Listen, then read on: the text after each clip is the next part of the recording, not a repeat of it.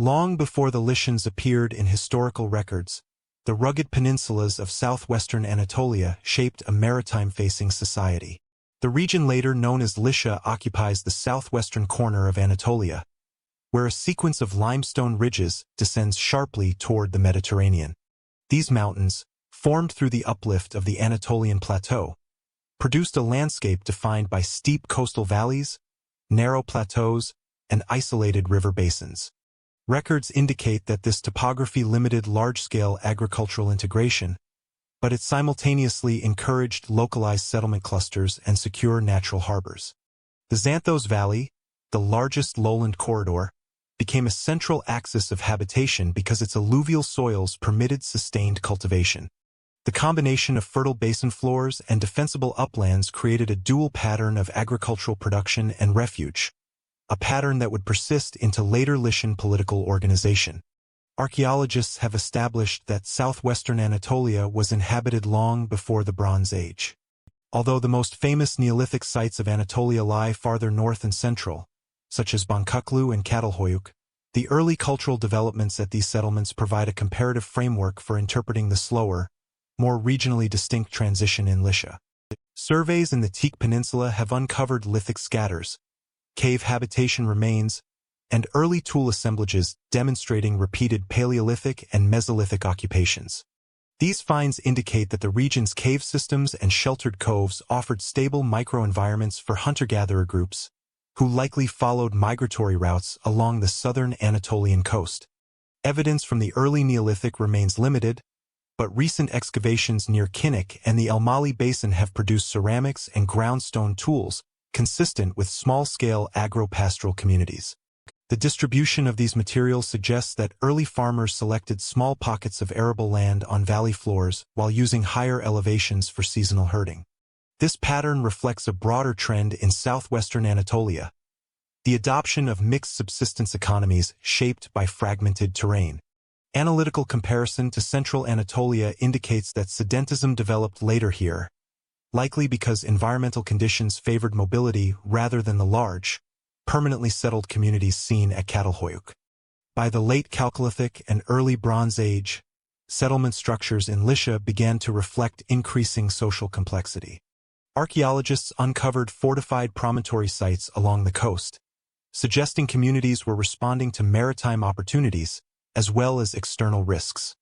Ceramic assemblages from sites such as Tlos and Oinoanda demonstrate participation in regional exchange networks, with stylistic affinities linking western Anatolia, the Aegean Islands, and inland trade routes towards central Anatolia. This distribution shows that Lycia was never isolated. Rather, its geography formed a natural maritime corridor connecting multiple cultural zones.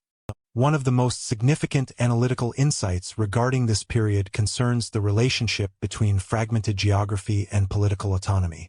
The mountainous ridges separating the coastal valleys effectively produced microregions, each capable of supporting independent communities.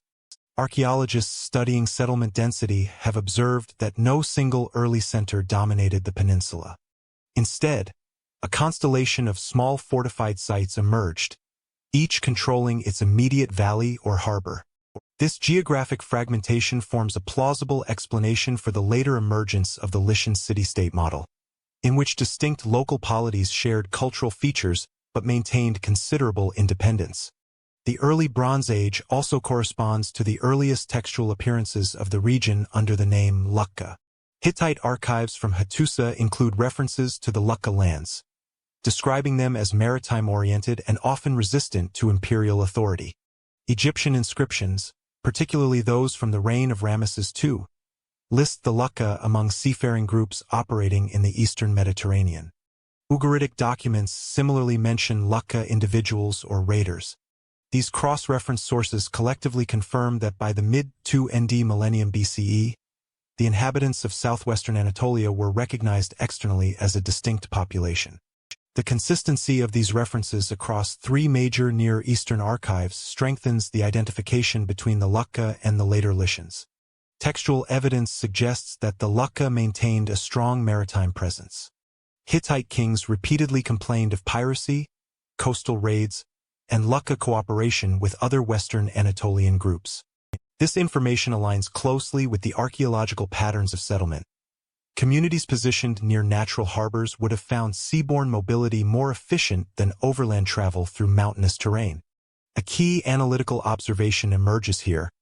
Rather than interpreting Lucca maritime activity solely as hostile or opportunistic, it can be viewed as a strategic adaptation to environmental constraints. The sea offered connectivity, trade potential, and rapid movement in a region where inland travel remained slow and difficult. The internal geography further shaped social organization. The Xanthos, Arikanda, and Limera valleys formed the principal agricultural basins, each supporting population clusters that developed local cultic, administrative, and defensive structures. Excavations at Xanthos have revealed early fortification lines, storage facilities, and domestic architecture indicating a stable, organized community by the later Bronze Age. Meanwhile, upland sites, such as those near the Beta Glary Range, exhibit evidence of seasonal occupation, pastoral activity, and possible lookout functions. This dual system of valley-based settlement and upland usage illustrates how early inhabitants exploited vertical ecological zones to maximize resources. Archaeologists also note that the region's complex karstic geology shaped water availability. Springs, sinkholes, and subterranean channels produced unpredictable water distributions, which in turn influenced settlement clustering.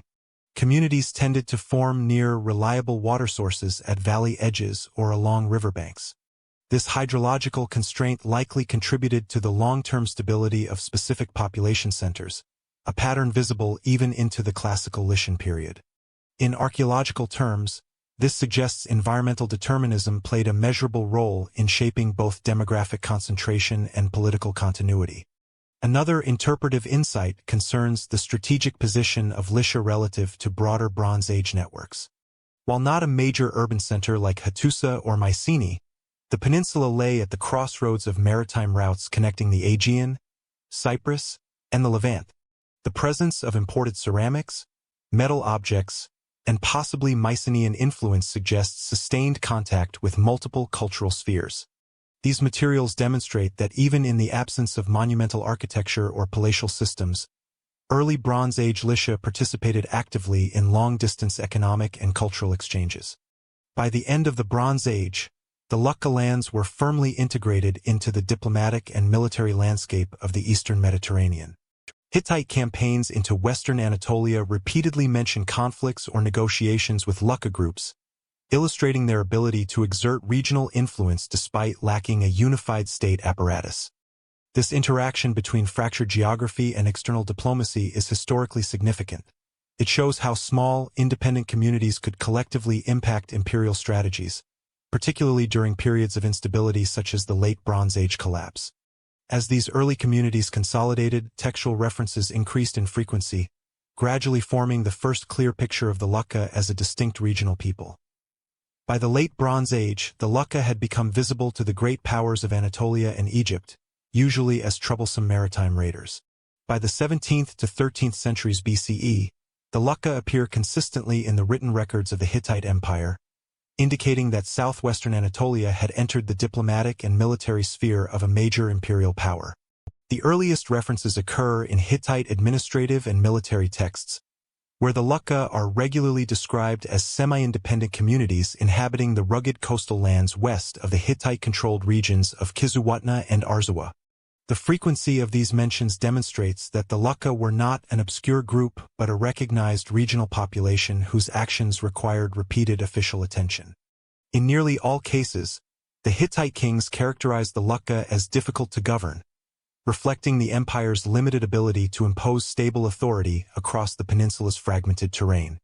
The annals of various Hittite rulers, including Mursalai II and later Suppiluliuma II, contain references to campaigns or punitive expeditions involving the Lucca.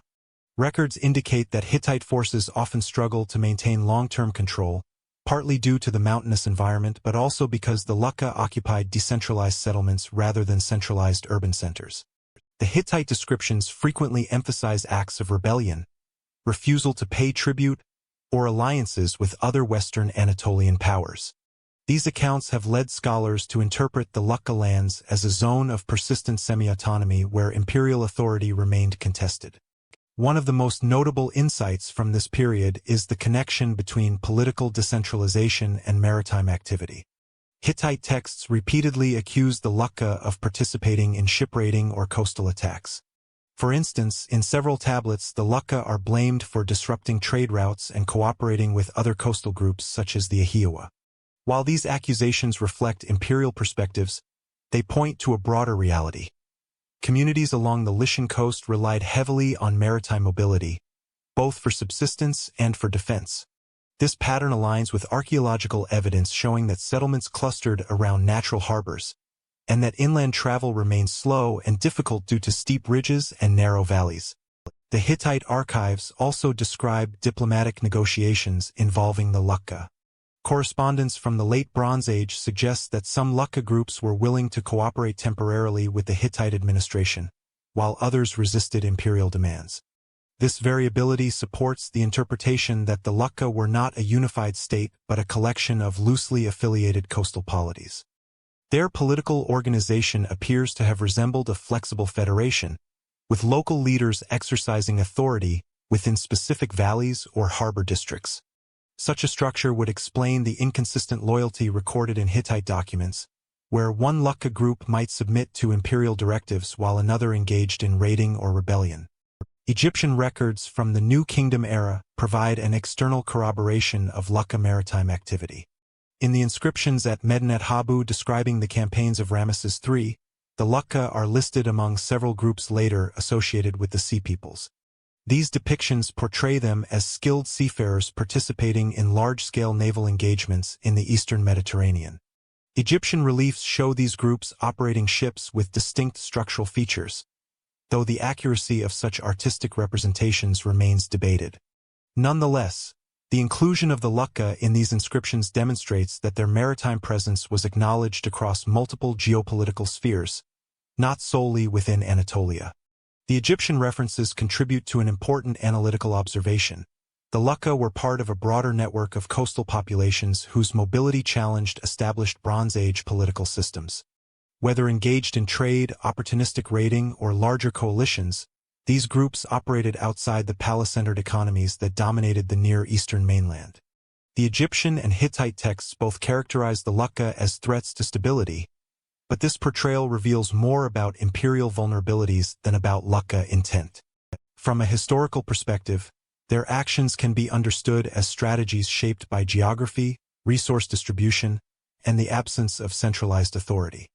Supplementing these textual sources is a body of archaeological data that supports the idea of semi-independent coastal communities. Excavations in southwestern Anatolia reveal small fortified settlements positioned along trade routes and near natural anchorages. The absence of monumental architecture or large administrative complexes indicates that political organization remained local rather than hierarchical.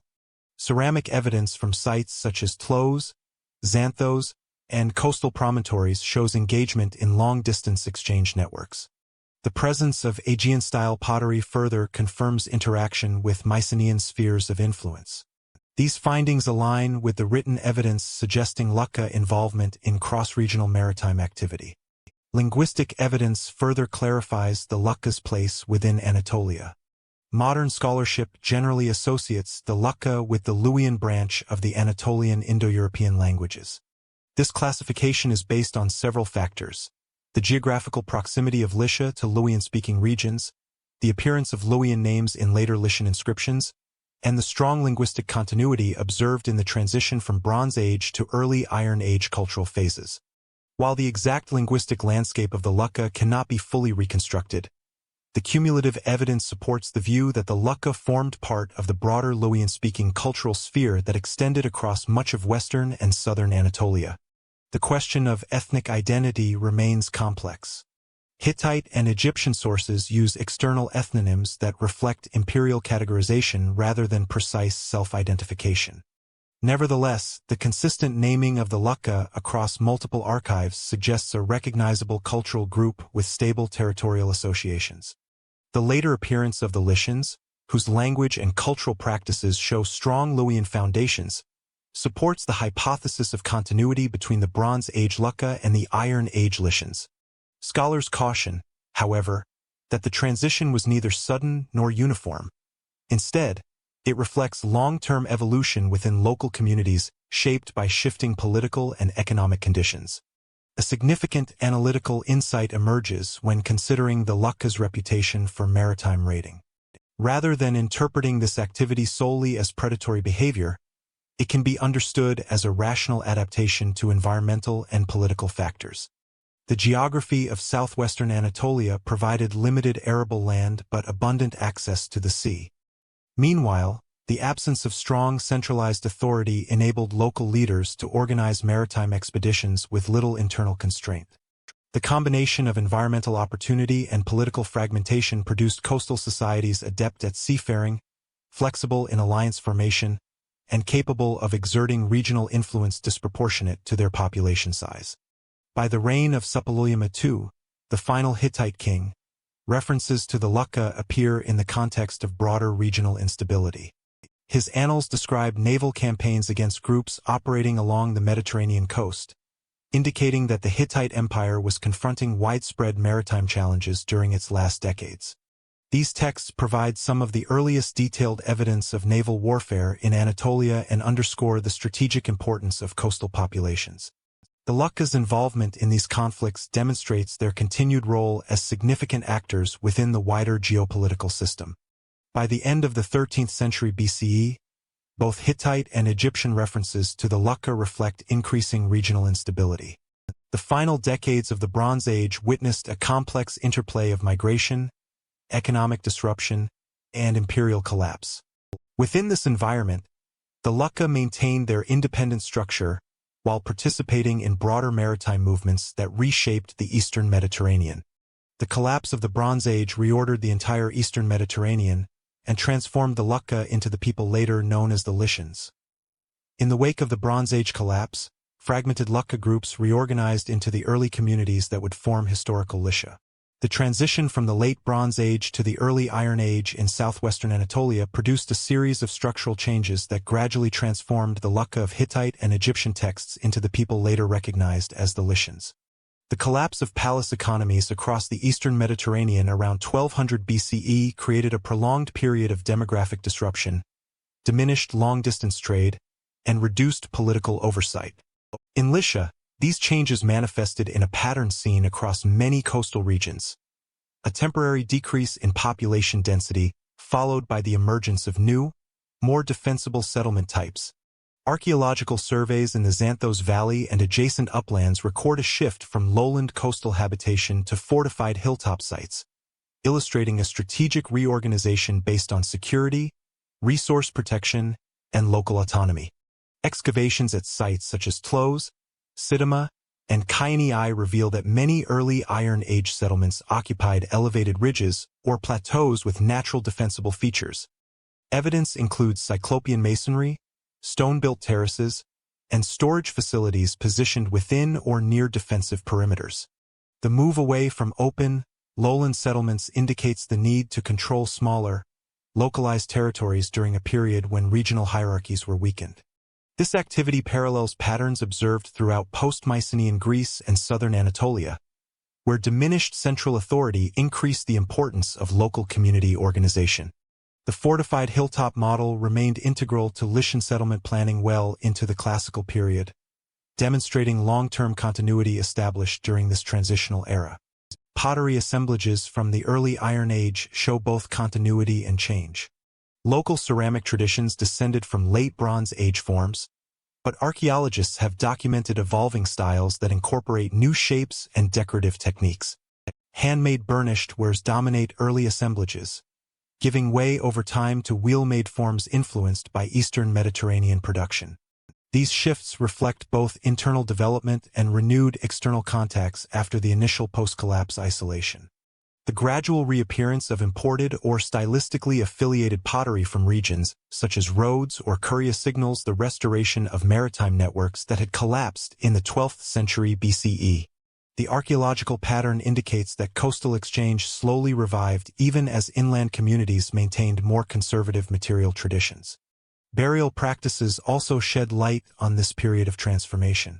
Late Bronze Age cemeteries show a mixture of intramural and extramural burials, while early Iron Age sites introduce more standardized necropolis located outside settlement boundaries. At sites like Patara and Xanthos, tombs from this era display simple construction, typically stone-lined cists or pit graves. Although modest, these burials demonstrate continuity in local traditions, with gradual variation emerging in grave goods, such as bronze ornaments and ceramic vessels. Over the next centuries, the region would develop increasingly elaborate funerary monuments, culminating in the distinctive Lycian tomb architecture of the classical period. The emergence of these later forms is grounded in developments first observed during this early Iron Age phase. Linguistic continuity provides a significant bridge between the Lucca and the later Lycians. Although no extended inscriptions survive from the 12th to 9th centuries BCE, the appearance of Lycian texts in the first millennium BCE demonstrates links to the Luwian linguistic tradition. Scholars use onomastic continuity, personal and place names, to trace this development. Many Lycian toponyms can be reconstructed to earlier Luwian roots, indicating that the linguistic substrate did not disappear with the collapse of Bronze Age states. Instead, the regional dialect evolved locally, eventually becoming the Lycian language attested in inscriptions such as the Xanthos stele and the bilingual Lytun trilingual inscription. These documents confirm that the Lycians preserved an Indo-European Anatolian language well into the classical era, supporting the view of cultural continuity from the Bronze Age Lucca. The persistence of Luwian religious elements also illustrates this continuity. While direct religious inscriptions from the early Iron Age are sparse, the survival of deity names linked to the Luwian pantheon, such as Trikaz, Tarhunt, and Arma, the moon goddess. In later Lycian inscriptions suggest that foundational religious structures endured through the transitional period. Archaeological remains from sanctuaries on elevated plateaus and caves indicate the continuation of local cult practices. These religious sites demonstrate that spiritual life maintains strong connections to natural features, a characteristic that persisted into later Lycian sacred architecture. A crucial analytical observation emerges from examining settlement reorganization, ceramic development, and linguistic continuity. Rather than experiencing total cultural rupture, Lycia underwent gradual consolidation of local identities. These identities adapted to new conditions created by the Bronze Age collapse but were not fundamentally replaced by external populations. Although some scholars propose limited migration into southwestern Anatolia during this era, material evidence suggests that any incoming groups integrated into existing communities rather than supplanting them. The demographic pattern aligns with broader post-collapse populations in Anatolia, where cultural continuity outpaced major ethnic displacement. By the 9th century BCE, settlement patterns began shifting again. Communities that had earlier retreated into defensible uplands started expanding toward fertile coastal plains. Archaeologists observe increased activity in valleys such as Xanthos and Patara, indicating a period of demographic and economic recovery. The appearance of larger, more permanently occupied settlements suggests renewed stability and the reestablishment of agricultural production at a scale capable of supporting denser populations. This transition corresponds with the broader reemergence of interconnected trade networks across the eastern Mediterranean, as evidenced by the increasing presence of imported ceramics and metal goods in Lycian contexts.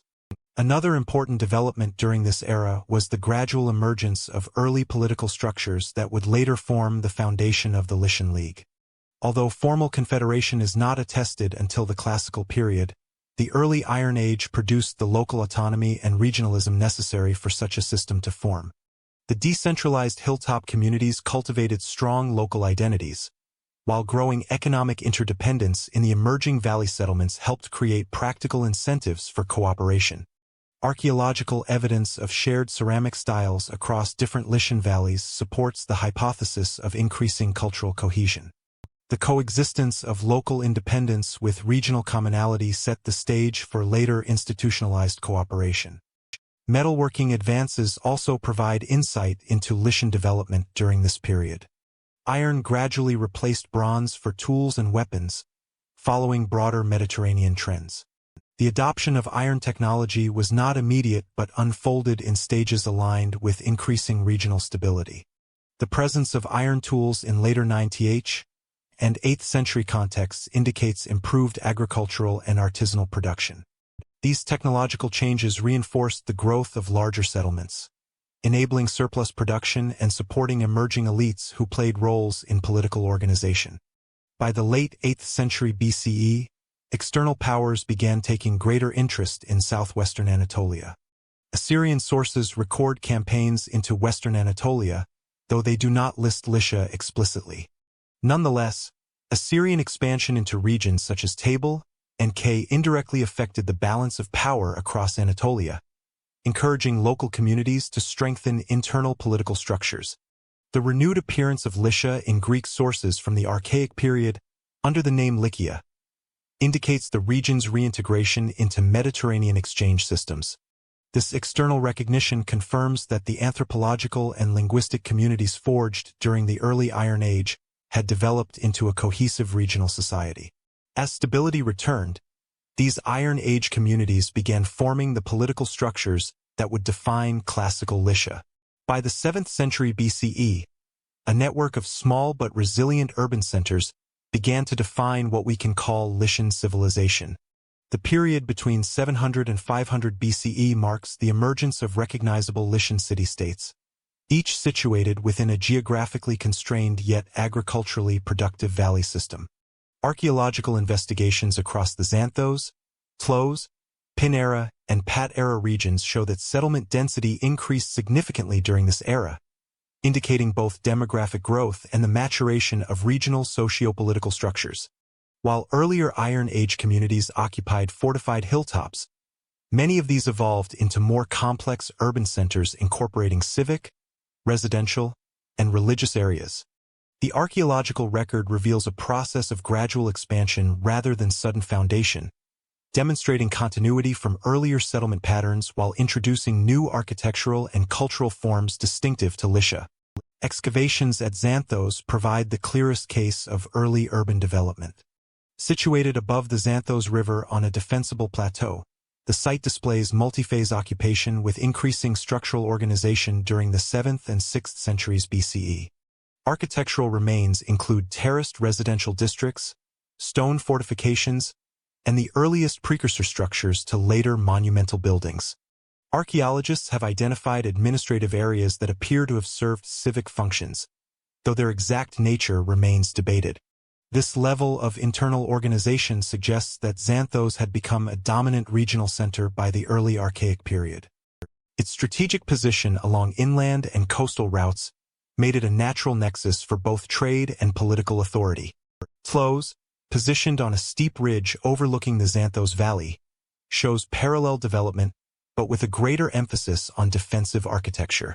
The city's early fortifications are among the most substantial in Lycia, composed of large ashlar blocks that suggest coordinated labor and centralized planning. While the site lacks extensive early inscriptions, its architectural complexity implies the presence of established local elites capable of organizing construction on a large scale. Tlos also demonstrates early evidence of terraced urban planning, a response to challenging topography that became characteristic of Lycian city design. Pinera, located further south in the foothills near the coast, represents a different model of early Lycian urbanism. The settlement spread across a broad plateau below a prominent limestone outcrop with natural cavities.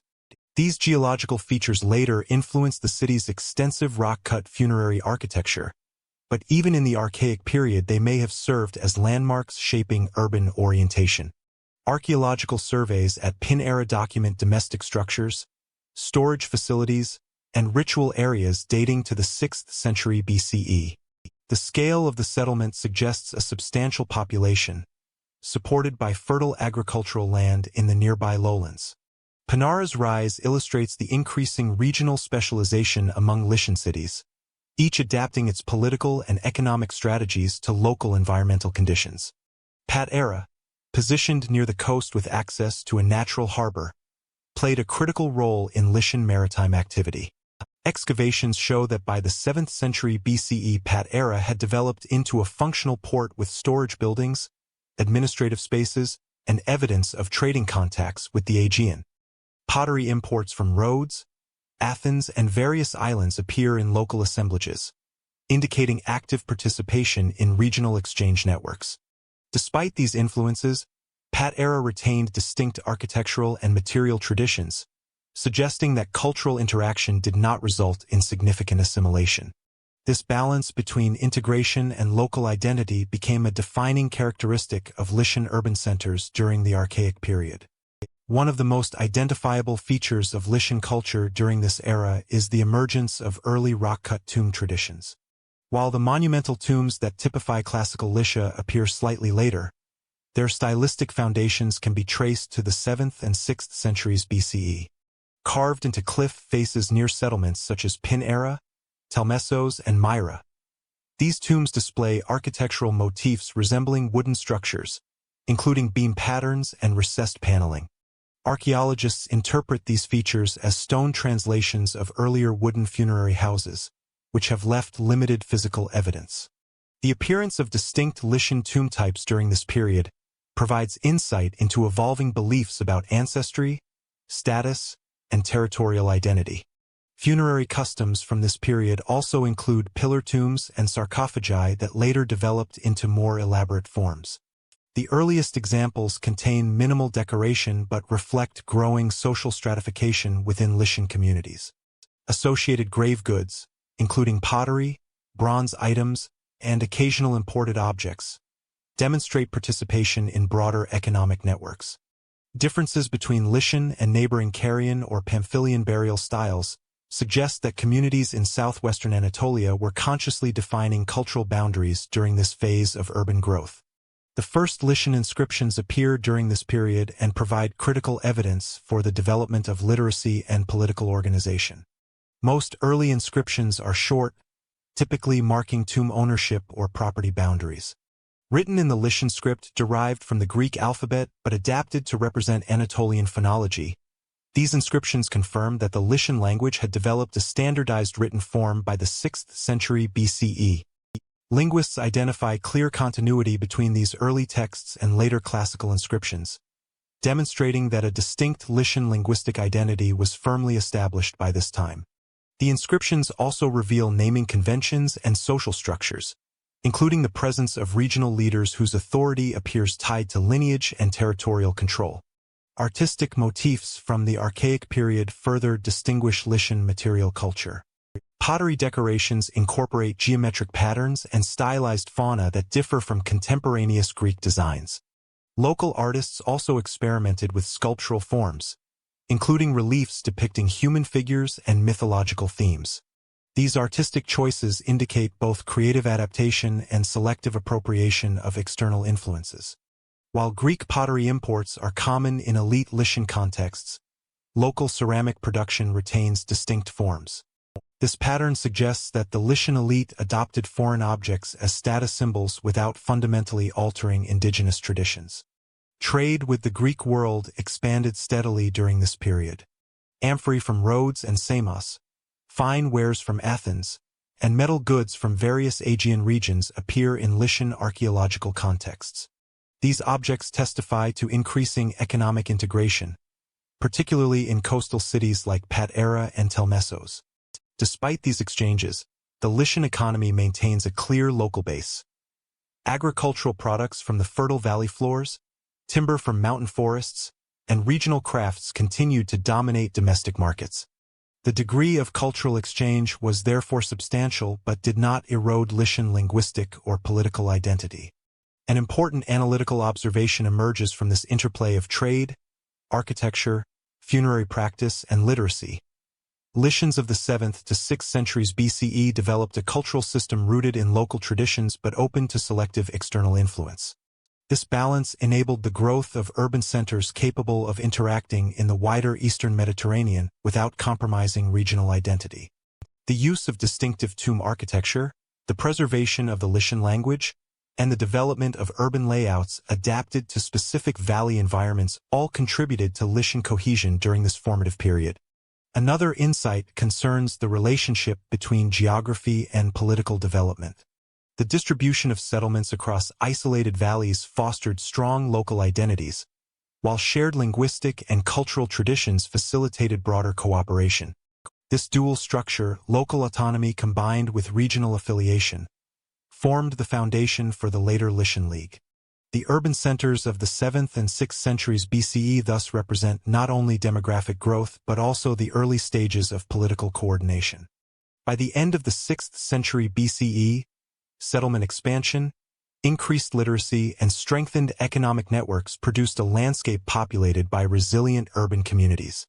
Each city maintained distinct traditions while participating in a shared Lycian cultural sphere. These growing settlements enabled the emergence of a sophisticated, cooperative political system. Before the classical democracies of Greece matured, the Lycians were already experimenting with federal governance.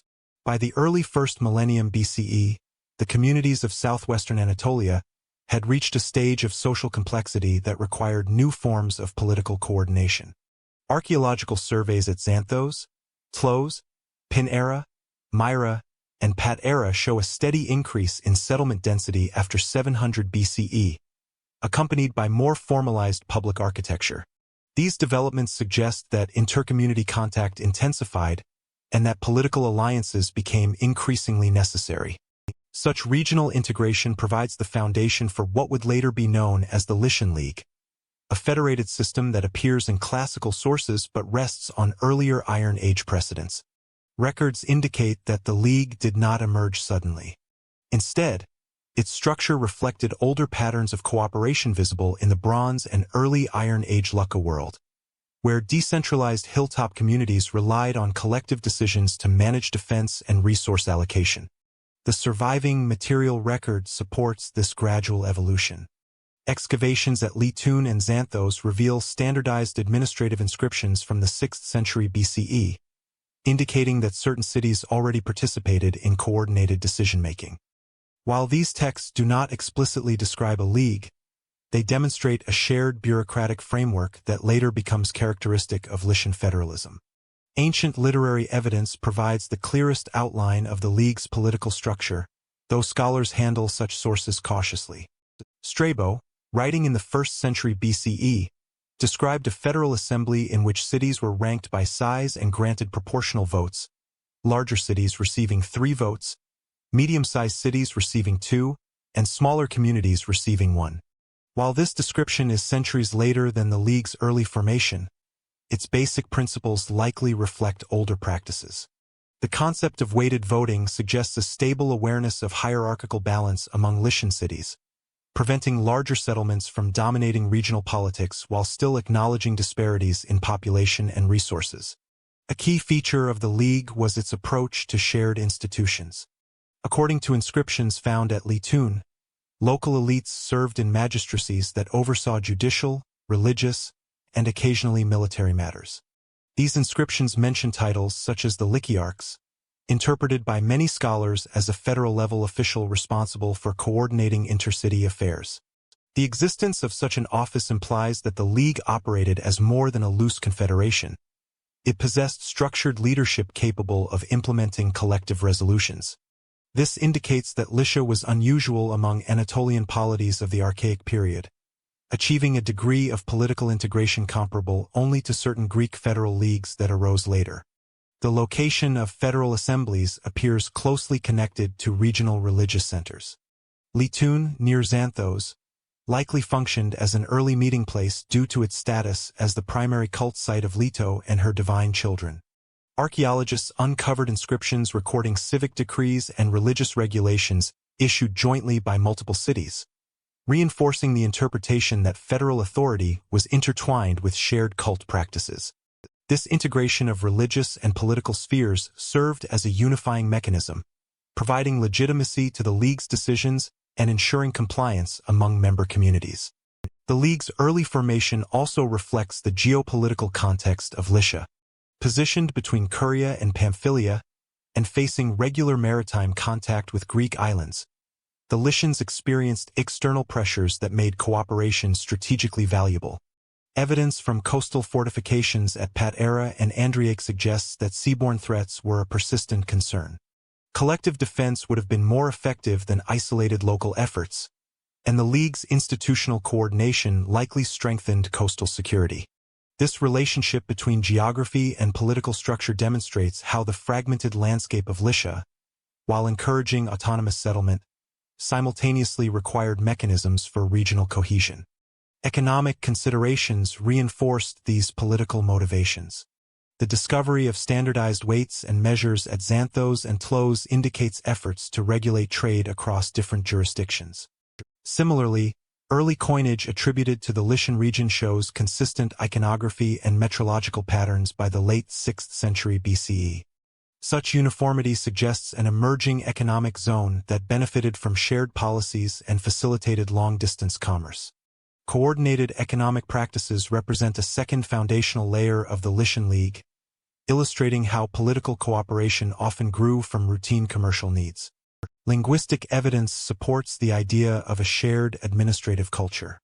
The earliest Lycian inscriptions, written in the local Anatolian script, display common formulas for recording decrees and property arrangements.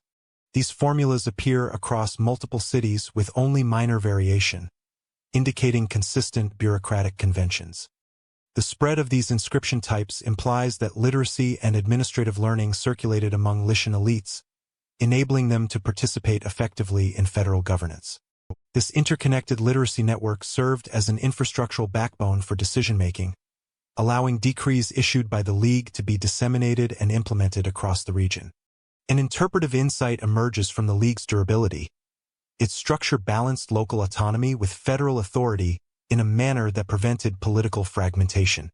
Unlike the centralized empires of the Near East or the often fractious Greek polis, Lycian governance encouraged cooperation while respecting local traditions. This flexible model ensured that external influences, such as Greek cultural exchange or Near Eastern administrative techniques, were integrated without eroding distinct Lycian identity. The League therefore functioned as a mechanism of cultural preservation as much as political organization. Another interpretive observation concerns the relationship between the League and elite families. Burial evidence, especially monumental pillar tombs at Xanthos and Myra, suggests strong local aristocracies tied to specific cities. Yet federal inscriptions frequently reference multi-city delegations and joint offices, implying that elite authority was embedded within a federal framework rather than independent of it. This arrangement indicates a negotiated balance in which aristocratic prestige was maintained but channeled through League institutions, limiting the potential for internal conflict. By the end of the 6th century BCE, the Lycian League had achieved significant regional coherence. Its cities demonstrated shared legal conventions, coordinated economic practices, and jointly maintained religious institutions. Although external powers would later challenge Lycian autonomy, the early structure of the League laid the foundation for the deeply rooted federal identity described in classical and Hellenistic sources.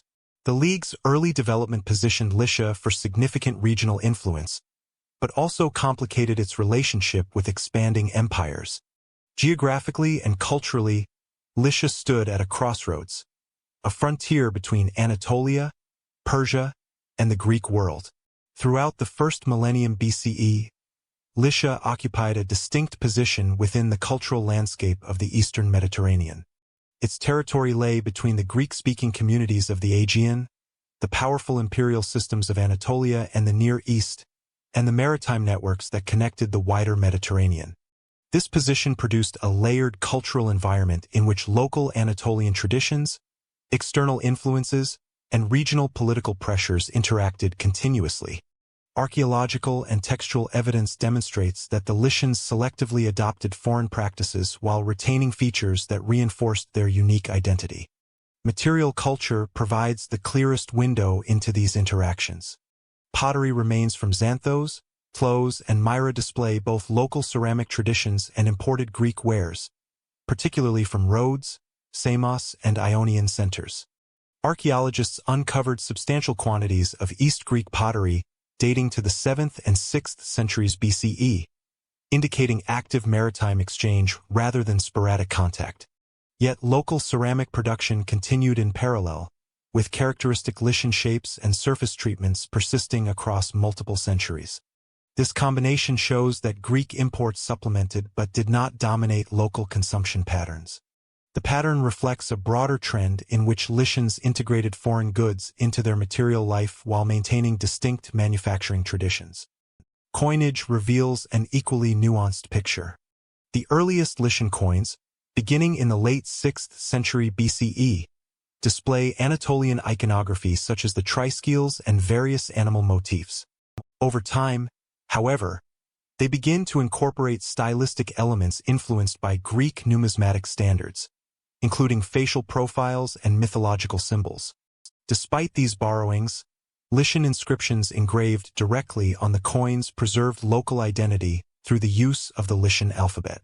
This blending of forms demonstrates how external artistic conventions were adapted to serve local linguistic and political identity. The resulting coinage acts as a direct testament to cultural hybridity without assimilation.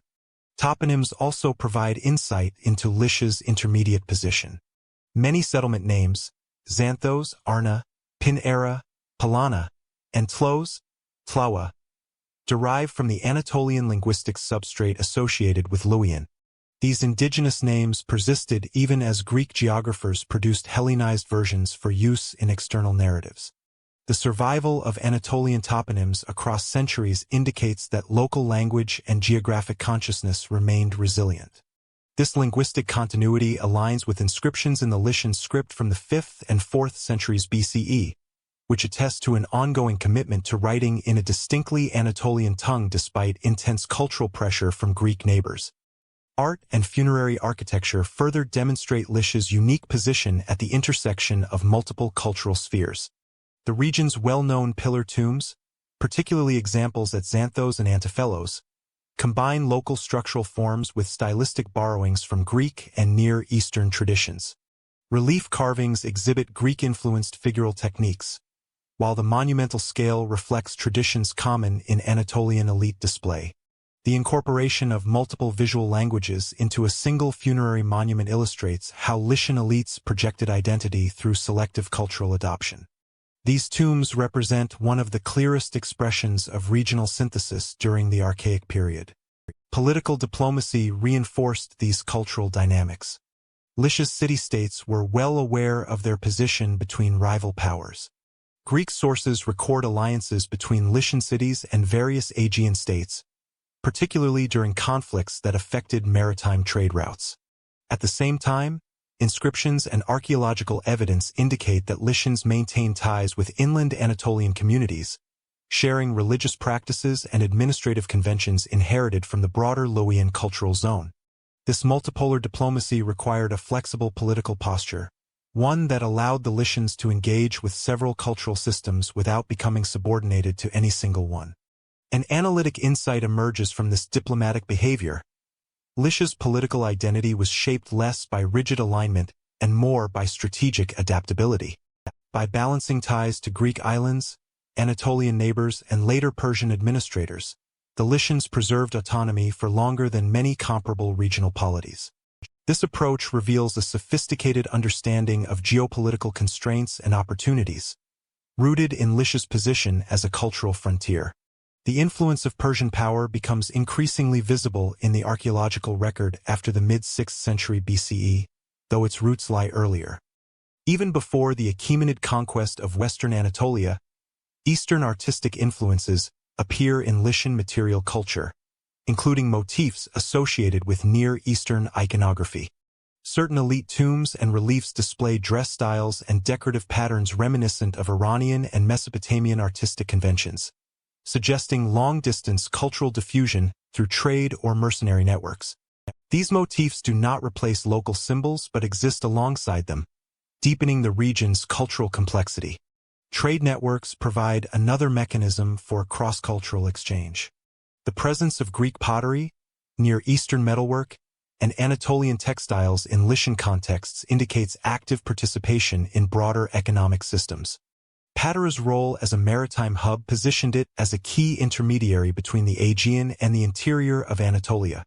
Records indicate that the city's harbor facilities expanded considerably during the 6th and 5th centuries BCE, reflecting its integration into east-west trade routes. Such economic interconnectivity reinforced cultural exposure while simultaneously strengthening the local economy. which supported the political stability required for the Lycian League's development. Religion also reflects this intermediate cultural zone. The principal cult of Leto, Apollo, and Artemis at Lytun exhibits both indigenous Anatolian and Greek characteristics.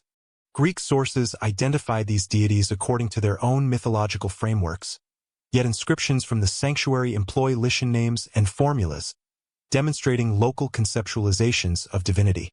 The coexistence of Greek and Anatolian religious representations at Lytun suggests that religious syncretism served as a bridge between cultural worlds, reinforcing Lycia's role as a meeting point rather than a peripheral zone. A second interpretive insight arises from this religious evidence. The Lycian approach to foreign influence was integrative rather than substitutive. Instead of replacing existing traditions with imported models, the Lycians incorporated external elements into long-standing indigenous frameworks. This pattern appears consistently across material, linguistic, political, and religious spheres. By the end of the Archaic period, Lycia exhibited a cultural profile distinct from that of its neighbors. Greek artistic techniques and imported goods were visible, but local language, local architecture, and local administrative structures remained strong. Persian influence was growing, yet had not fundamentally reconfigured Lycian institutions. Anatolian ties continued to shape religious and linguistic identity. This multi-layered cultural environment would have profound consequences as new imperial actors sought control over southwestern Anatolia. This crossroads position would become pivotal when the Achaemenid Empire turned its attention to southwestern Anatolia. By the mid-6th century BCE, Lycia had entered the political orbit of the largest empire the world had yet seen. The incorporation of Lycia into the Achaemenid Empire occurred during the expansive campaigns initiated by Cyrus the Great in western Anatolia. According to Herodotus, the conquest of the region followed the defeat of the Lydian king Croesus around 547 BCE, after which Persian forces under the general Harpagus advanced along the Anatolian coast. Although Herodotus' narrative is shaped by Greek perspectives, his description of Harpagus' methodical subjugation of the coastal peoples is broadly supported by archaeological evidence. At Xanthos, the principal Lycian settlement, excavators identified a destruction layer dated to the mid-6th century BCE, closely matching the chronological range of Harpagus' campaign. The material remains include signs of intense burning and collapsed fortification structures, suggesting military assault rather than gradual decline. This convergence of textual and archaeological data provides a strong basis for identifying this destruction with the Persian conquest. Following these campaigns, Lycia was integrated into the expanding administrative framework of the Achaemenid Empire. A key interpretive insight is that Persian imperial practice favored indirect rule in regions with strong local aristocracies. Lycia, with its established dynastic families and persistent traditions of local governance, was therefore incorporated not as a fully standardized province, but as a semi-autonomous region under satrapal oversight. Most scholars place Lycia within the satrapy of Lydia during the early Achaemenid period, later shifting to the satrapy of Caria depending on administrative reforms. This variability reflects the empire's flexible approach to provincial boundaries, which were often adjusted to stabilize strategic regions or to reward loyal satraps. The nature of Lycian integration becomes clearer through analysis of tribute obligations and military contributions.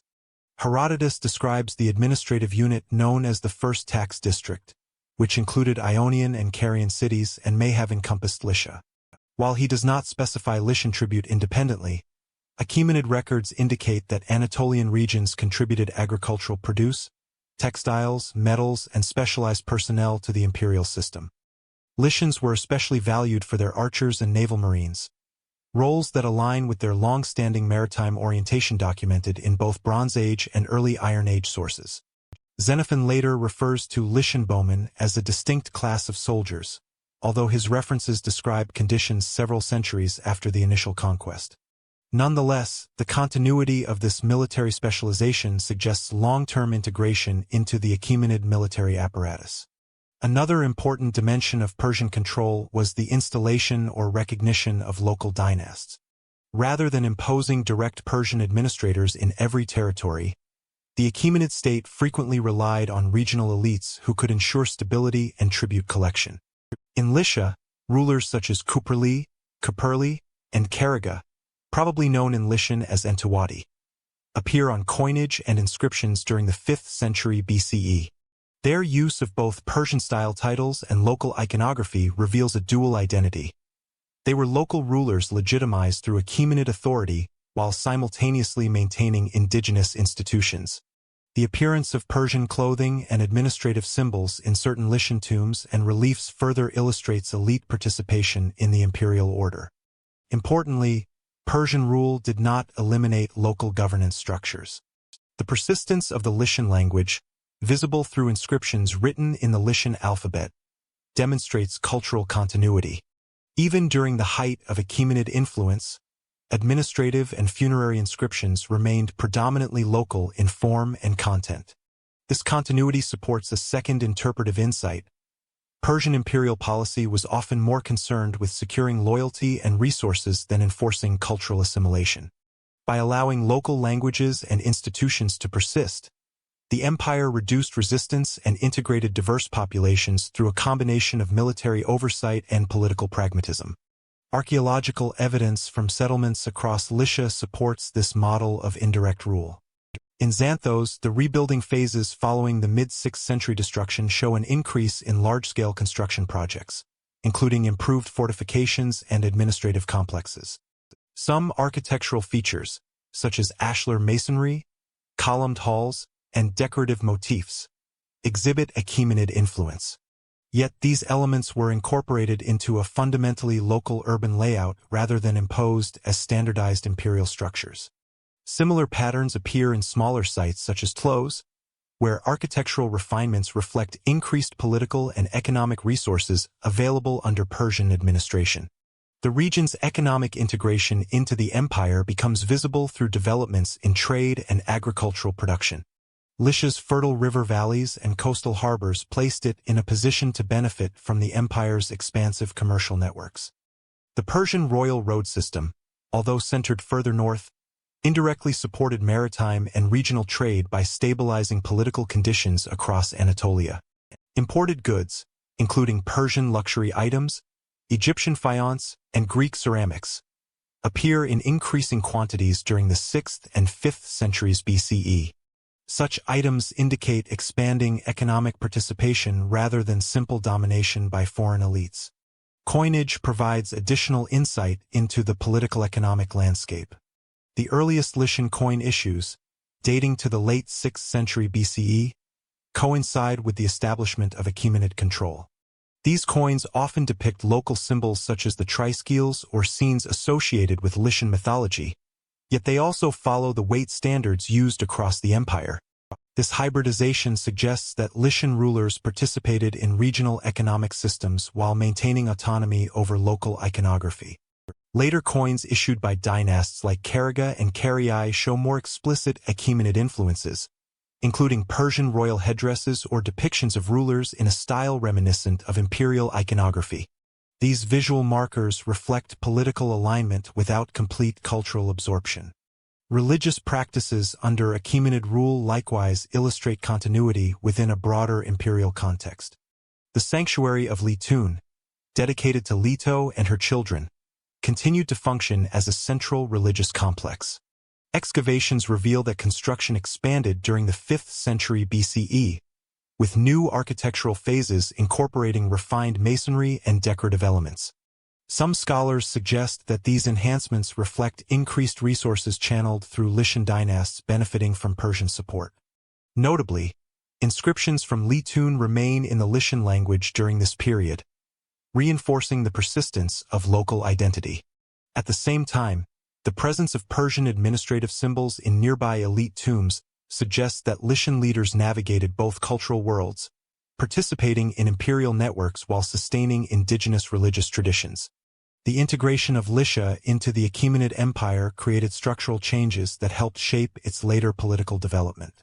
The continuity of local dynasts, combined with the increased resources available through imperial affiliation, strengthened regional elites. These ruling families invested in monumental architecture, elaborate funerary monuments, and public complexes that became hallmarks of Lycian cultural expression. This period also stabilized territorial boundaries, which later supported the emergence of more formalized political institutions, such as the Lycian League. A third interpretive insight emerges here. Imperial rule often served as a catalyst for local state formation. While Persian control initially limited Lycian independence, it simultaneously provided the stability, economic integration, and political framework within which Lycian elites developed more complex regional structures.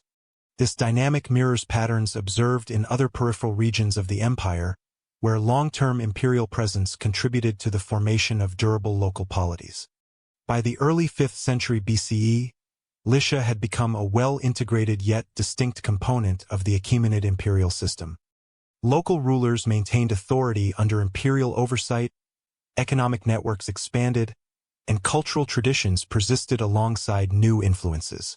This hybrid political environment set the stage for major developments in architecture, art, and dynastic identity that defined Lycia during the classical period. As satrapal authority stabilized, Lycian dynasts began asserting their own identity through monumental architecture and royal burials. Within the Achaemenid imperial framework, Lycian dynasts exercised considerable autonomy and expressed it in monumental stone.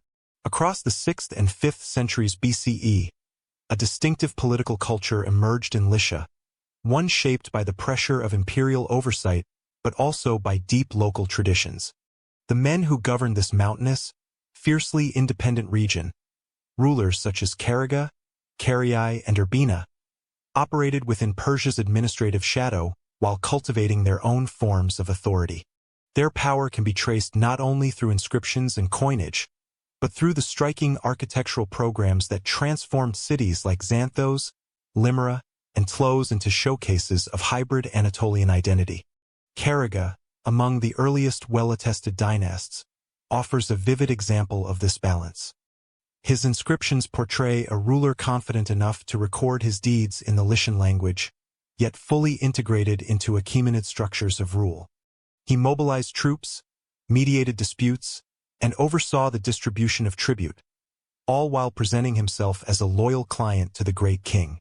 But his public image was anything but passive. The monumental tombs raised during his era, towering pillars, bold reliefs, and elaborate chambers, communicated a message of local sovereignty. Even as Persian satraps governed from Sardis, Lycian dynasts claimed a visual authority rooted in their own land. Carii, active slightly later, deepened this interplay between imperial alignment and regional autonomy. His inscriptions reveal an administrator adept in diplomacy, leveraging Persian connections while navigating the complex politics of neighboring cities. The iconography associated with his period shows a remarkable fusion.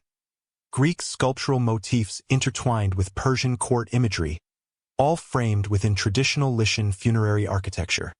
The result was neither imitation nor defiance, but a self-conscious assertion of Lycian prestige. The dynasts ruled at the pleasure of the empire, but they crafted their legitimacy from local soil. Urbina represents the apex of this synthesis.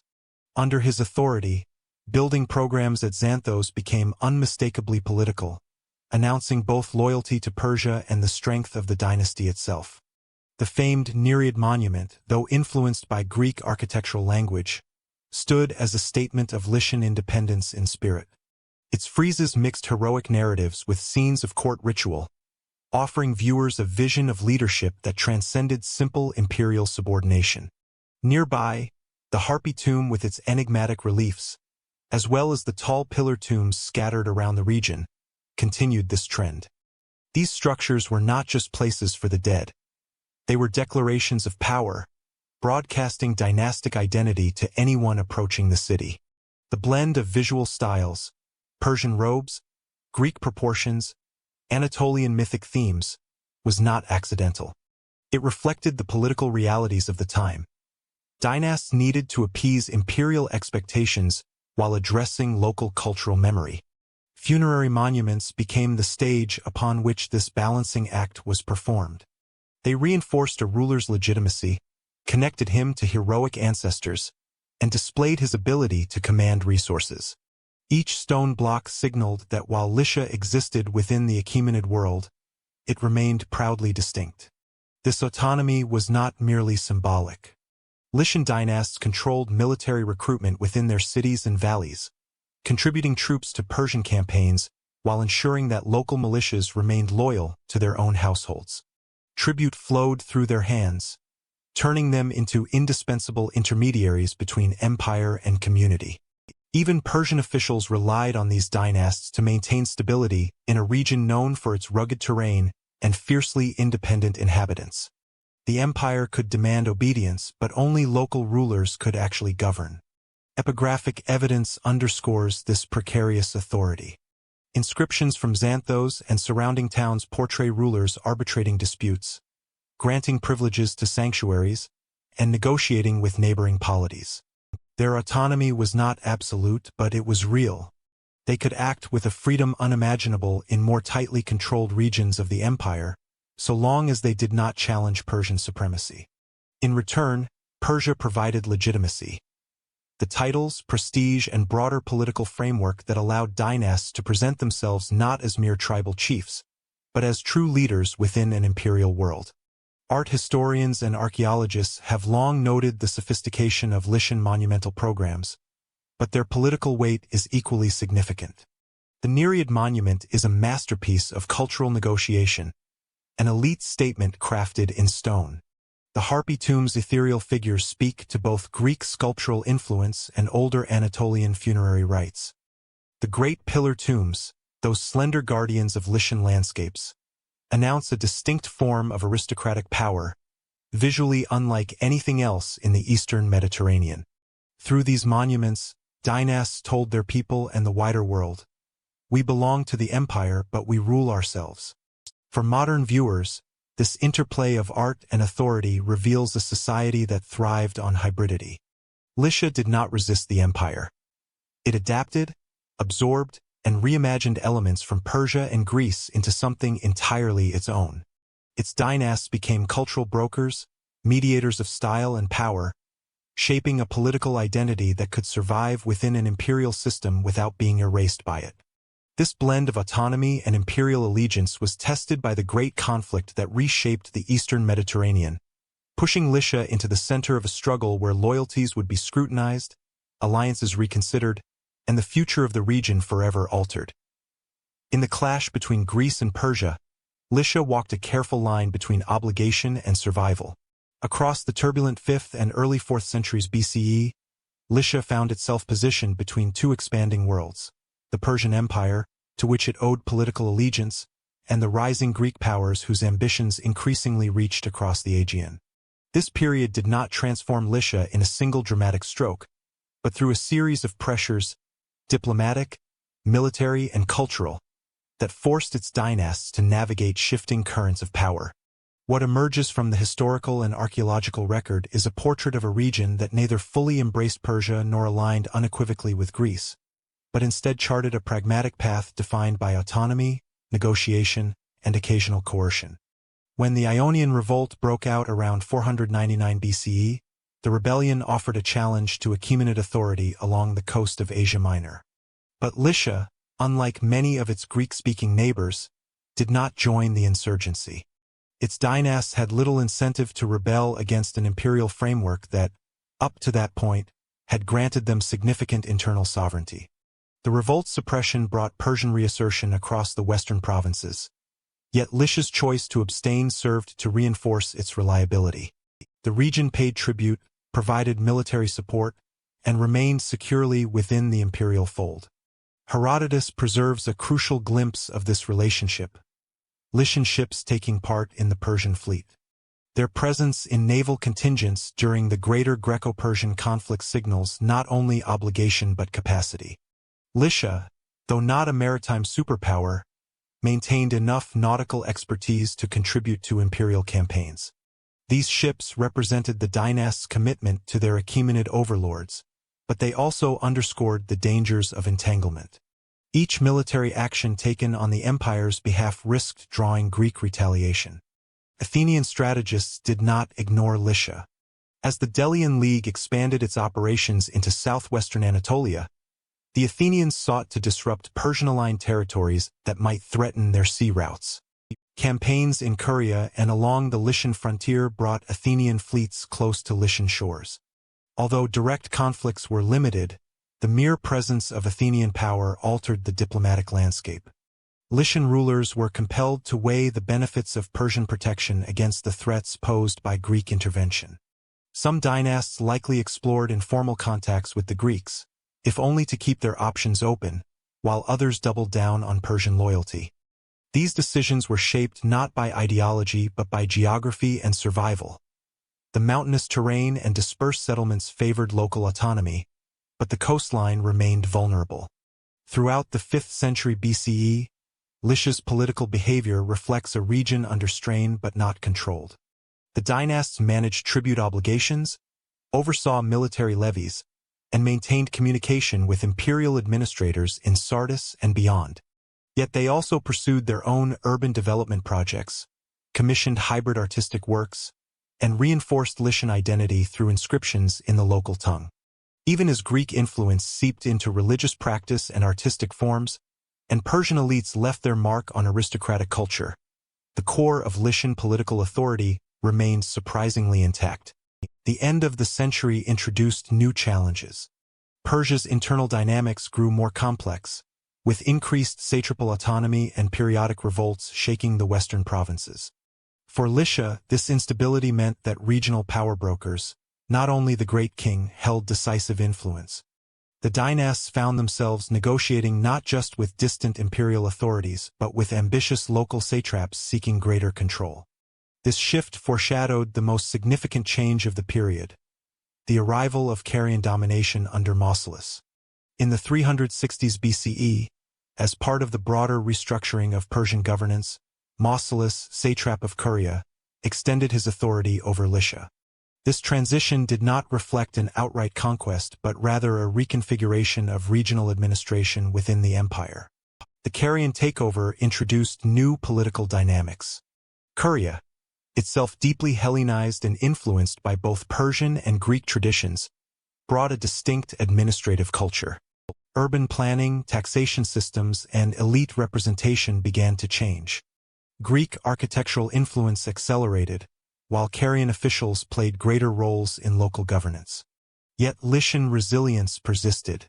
Inscriptions continued in the local language well into this period, suggesting a deliberate effort by elites to preserve cultural continuity. Monumental tombs, though increasingly incorporating Greek ornamentation, retained distinctly Lycian forms. Even under Mausolus' oversight, the region did not simply assimilate into Carian identity. Instead, it adapted, incorporating external influences into its own traditions. This ability to absorb and reinterpret surrounding cultures had long defined Lycia's strength. Diplomatically, the period reveals a people constantly recalibrating their position in a shifting world. The dynasts, now subordinate to Carian satraps, were still expected to contribute militarily to Persian operations, particularly as tensions with Greece remained unresolved. But they also engaged with Greek actors economically and, at times, indirectly politically. Trade across the Aegean continued, artistic exchange flourished, and Greek mercenaries likely passed through Lycian ports as they moved between warring states. This liminal status kept Lycia connected to both worlds without fully belonging to either. By the mid-4th century BCE, with Persia facing renewed challenges and its western territories increasingly dominated by strong satraps, Lycia found itself in a political environment notably different from the one that had existed a century earlier. Its dynasts were no longer semi-independent rulers but subordinates within a more hierarchical regional system. Caria's imprint was unmistakable. Yet the cultural landscape, inscriptions, tombs, artistic motifs, remained decidedly Lycian. As the century drew to a close, the geopolitical balance was about to shift again. To the north, a new power, Macedon under Philip II and soon Alexander, expanded its reach. The Greek world's power dynamics were transforming, and the Persian Empire was on the edge of confrontation with a military force unlike anything it had faced before. Lycia, positioned at the crossroads yet again, would soon experience another wave of imperial realignment, one that would end the autonomy its dynasts had fought so carefully to preserve. With the rise of Macedon, Lycia would soon confront another imperial power, one that would alter its autonomy permanently. When Alexander advanced into southwestern Anatolia, Lycia shifted abruptly from Persian to Macedonian authority. Alexander's arrival in Lycia in late 333 BCE was both sudden and transformative. In the wake of his victory at Issus, the Macedonian king moved swiftly down the Anatolian coast, targeting territories still aligned with the Achaemenid Empire. Lycia, recently under Carian control and deeply entangled in the shifting alliances of the late Persian period, found itself positioned for an abrupt realignment. For many Lycian communities, Macedonian arrival represented not simply the exchange of one imperial master for another, but the chance to break free from Carian overrule and reclaim a measure of local autonomy. Arrian suggests that Alexander met little resistance as he advanced. The political exhaustion of the region, combined with the opportunism of local elites, likely encouraged cooperation. The removal of Persian authority happened quickly. Carian-appointed officials lost their positions, and surviving Persian administrators fled or were dismissed. Macedonian troops established a limited number of garrisons, strategically placed to secure ports and key inland routes. Xanthos, long the symbolic heart of Lycian power, became an early focal point for reorganization. Excavations reveal construction layers and administrative structures associated with this transitional period, indicating the sudden reorientation of civic life toward Macedonian norms. Rather than imposing an entirely new governmental system, Alexander allowed established Lycian elites to retain roles in local administration, using their influence to stabilize the region. Coinage provides another window into the transition. The dynastic series of earlier centuries disappeared, replaced with Hellenistic issues bearing Alexander's iconography. Heracles' lion-skin head on the obverse, Zeus enthroned on the reverse. These coins circulated alongside existing Lycian types for a time, gradually aligning the local economy with the broader Hellenistic monetary system. The shift was not merely aesthetic.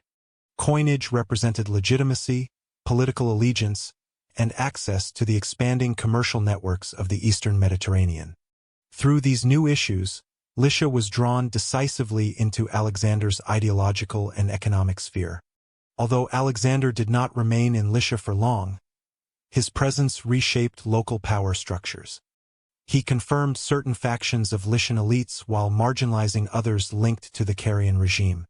He also established new administrative divisions that aligned more closely with his broader strategy for controlling Anatolia, securing coastal regions, stabilizing key roads, and ensuring that no local power could challenge Macedonian authority in his absence. Yet the Macedonian king remained pragmatic. Lycia's mountainous terrain and proud traditions of autonomy required a flexible approach. Rather than enforcing uniform governance, Alexander relied on goodwill, symbolic gestures, and a careful balance of Macedonian oversight with local participation.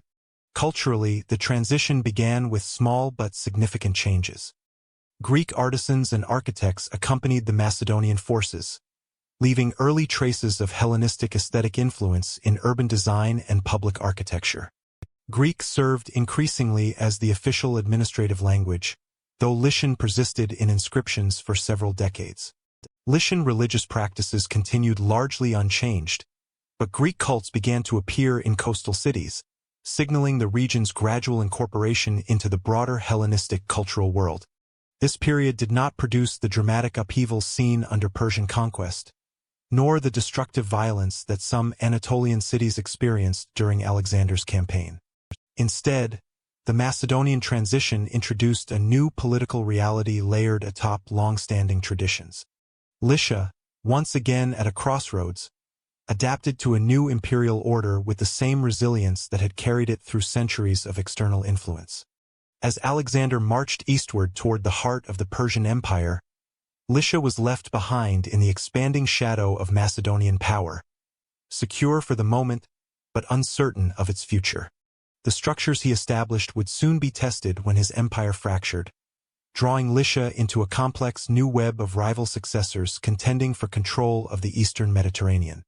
After Alexander's death, Lycia became entangled in the rivalries of his successors.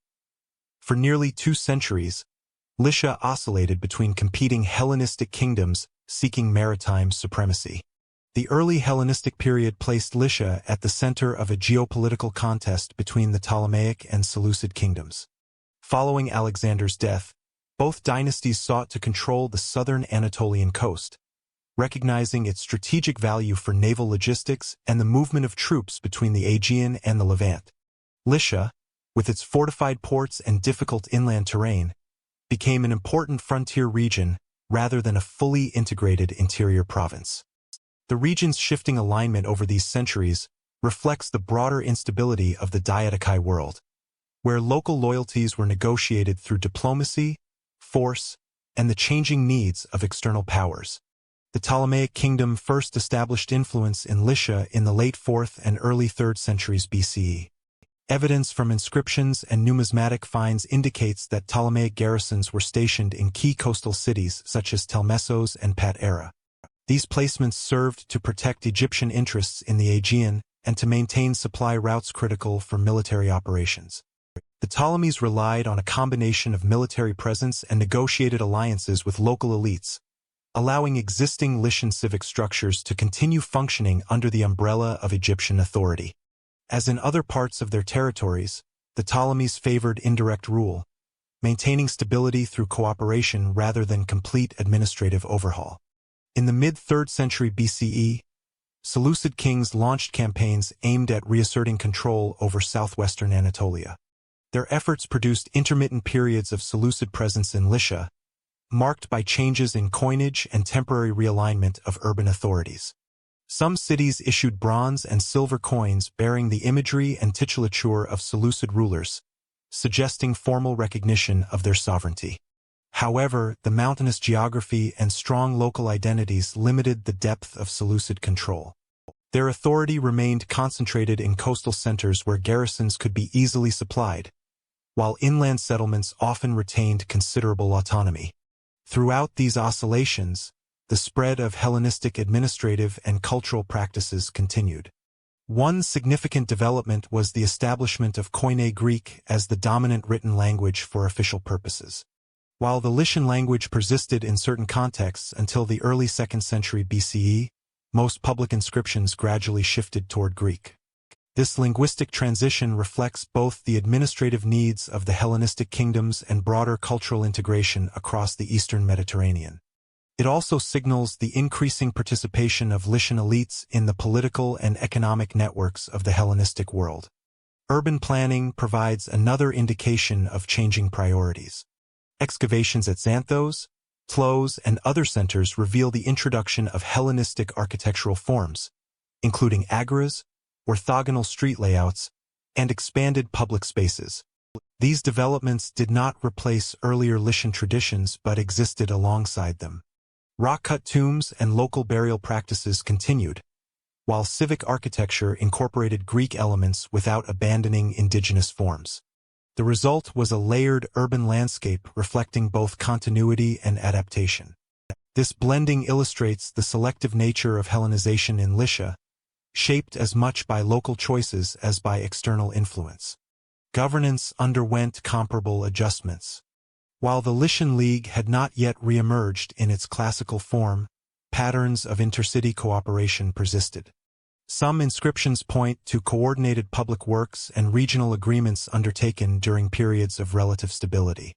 Under Ptolemaic influence, certain cities appear to have adopted administrative models aligned with broader Egyptian practices, though these did not eliminate local authority. Under the Seleucids, temporary reorganization of civic hierarchies may have occurred, particularly where garrisons required dependable local intermediaries. Yet in both cases, Lycian institutions proved resilient, surviving the political turbulence of the era. The region's geography continued to shape these dynamics. Coastal cities remained the primary targets of external control due to their harbors and naval importance, while inland settlements maintained stronger autonomy. This division created a political structure in which no single Hellenistic power could fully consolidate authority, contributing to Lycia's fluctuating alignment. The presence of foreign garrisons, though significant, rarely penetrated the entire region. This limitation helped preserve the framework of Lycian identity and allowed local traditions to endure even as new influences entered the cultural landscape. By the 2nd century BCE, Ptolemaic and Seleucid power had weakened under the pressures of internal conflict and external challenges. Their diminishing ability to project force into southwestern Anatolia opened space for Lycian communities to reassert control over local affairs. Public inscriptions from this period reflect increasing references to collective institutions and regional cooperation, pointing toward the revival of the Lycian League in a more formal, structured form. Lycia had absorbed the administrative and cultural influences of two major Hellenistic kingdoms, but it had not lost the capacity for autonomous organization. As Hellenistic power weakened, Lycia regained the political space needed to revive its ancient federal system. Freed from Hellenistic rivalries, Lycia reasserted one of the ancient world's most sophisticated federations. The reconstitution of the Lycian League in the early 2nd century BCE marked one of the most significant political transformations in the region's history. After decades of oscillation between Ptolemaic and Seleucid control, Lycia gained a new degree of autonomy in the aftermath of the Treaty of Apamea in 188 BCE. Under this agreement, imposed by Rome following its victory over Antiochus III, the Seleucids were forced to withdraw from much of Anatolia. Although Lycia was nominally assigned to Rhodes as a reward for Rhodian support, local resistance and Roman intervention ensured that the region did not become a permanent Rhodian dependency. By the mid-2nd century BCE, Rome shifted its stance and recognized Lycian autonomy, allowing the region to revive its long-standing tradition of federal organization. The restoration of the Lycian League took shape gradually as city-states renewed cooperative institutions that had earlier roots in tribal and regional alliances. Archaeological and epigraphic evidence suggests that federal structures were likely being prepared even before formal Roman recognition. The removal of foreign garrisons and diminishing external interference created the political environment necessary for Lycian cities to reestablish collective governance. By the 180s BCE, inscriptions refer explicitly to Symakia, the defensive and political alliance at the core of the League.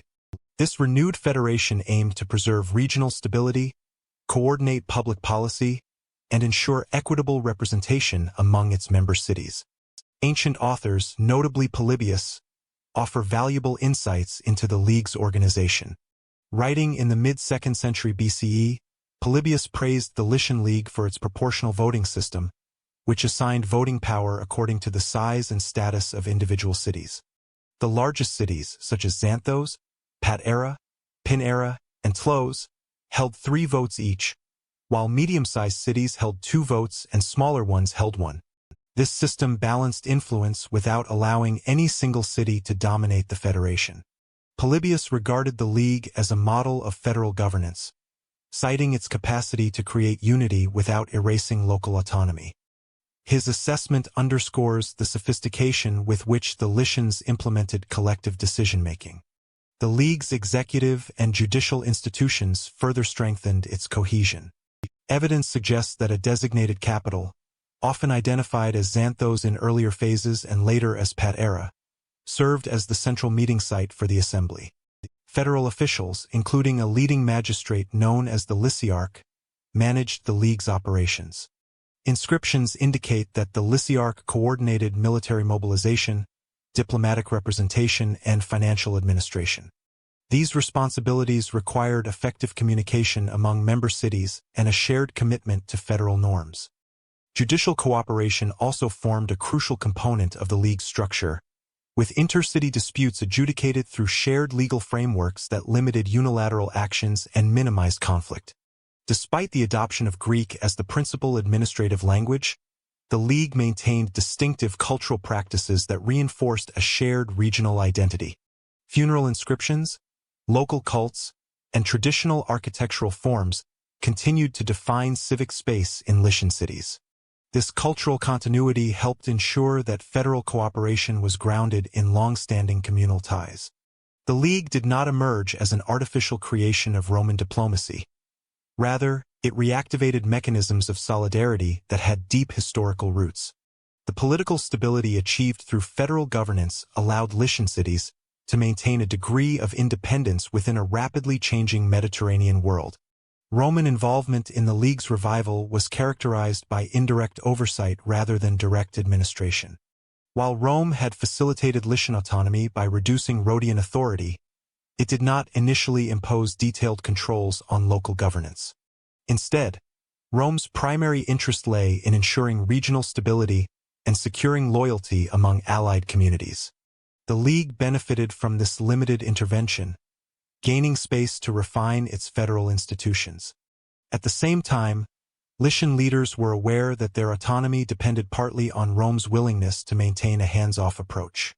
Consequently, League diplomacy often emphasized cooperation with Roman officials, with embassies sent to Rome to negotiate disputes or confirm privileges.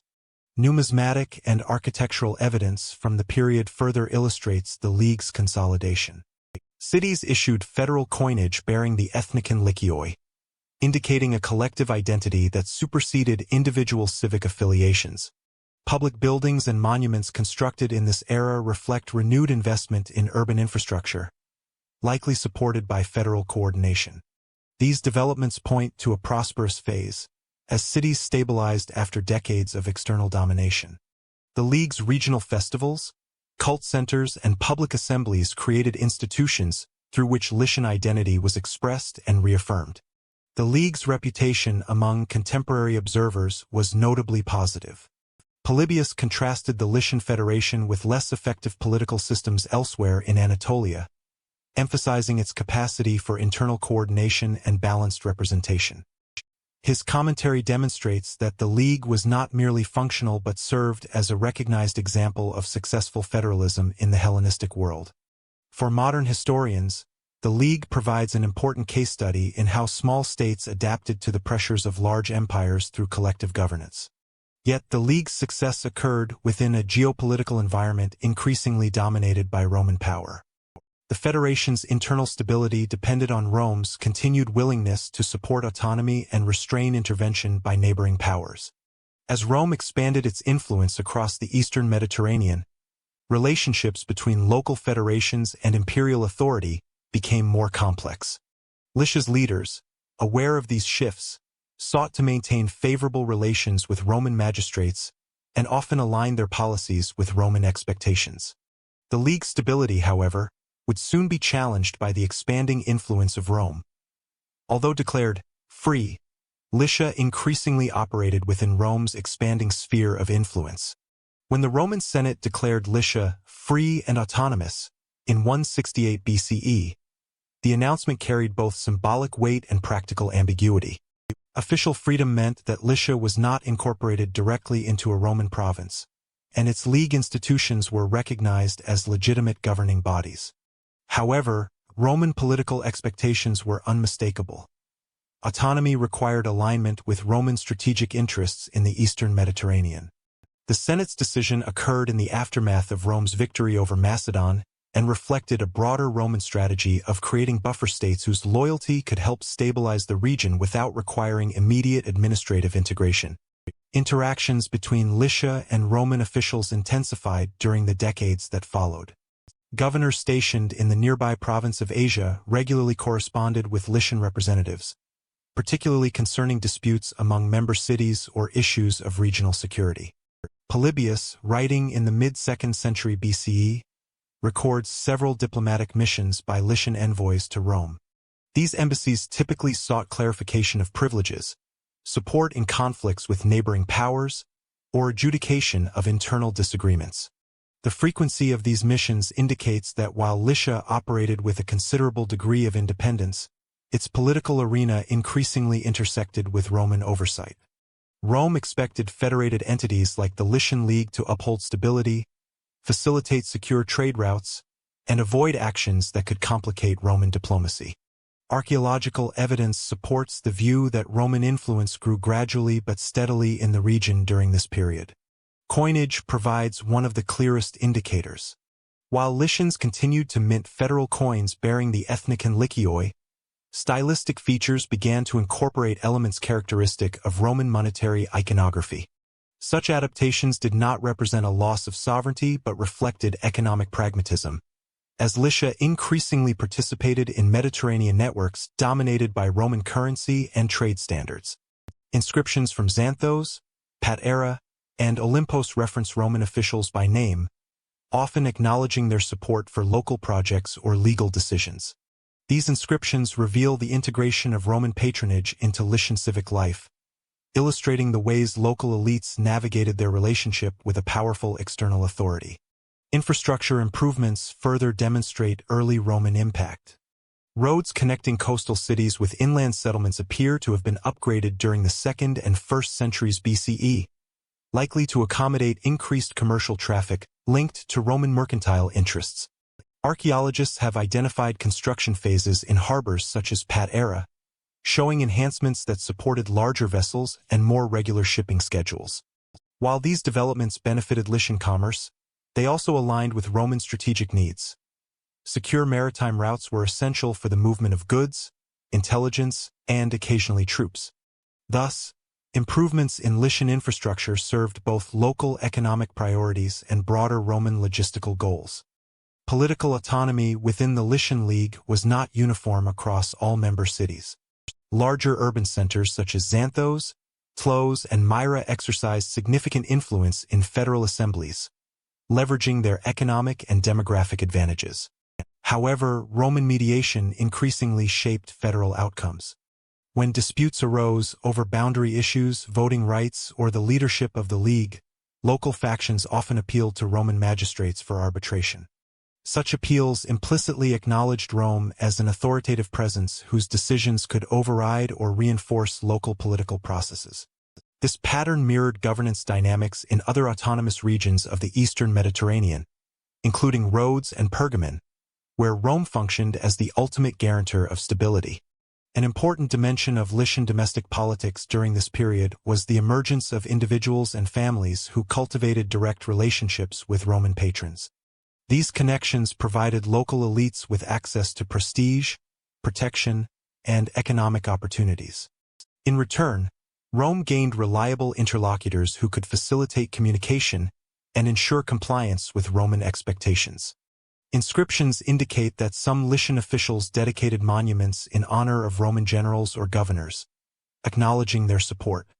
Such dedications were not necessarily imposed but reflected the reciprocity inherent in Mediterranean patronage systems.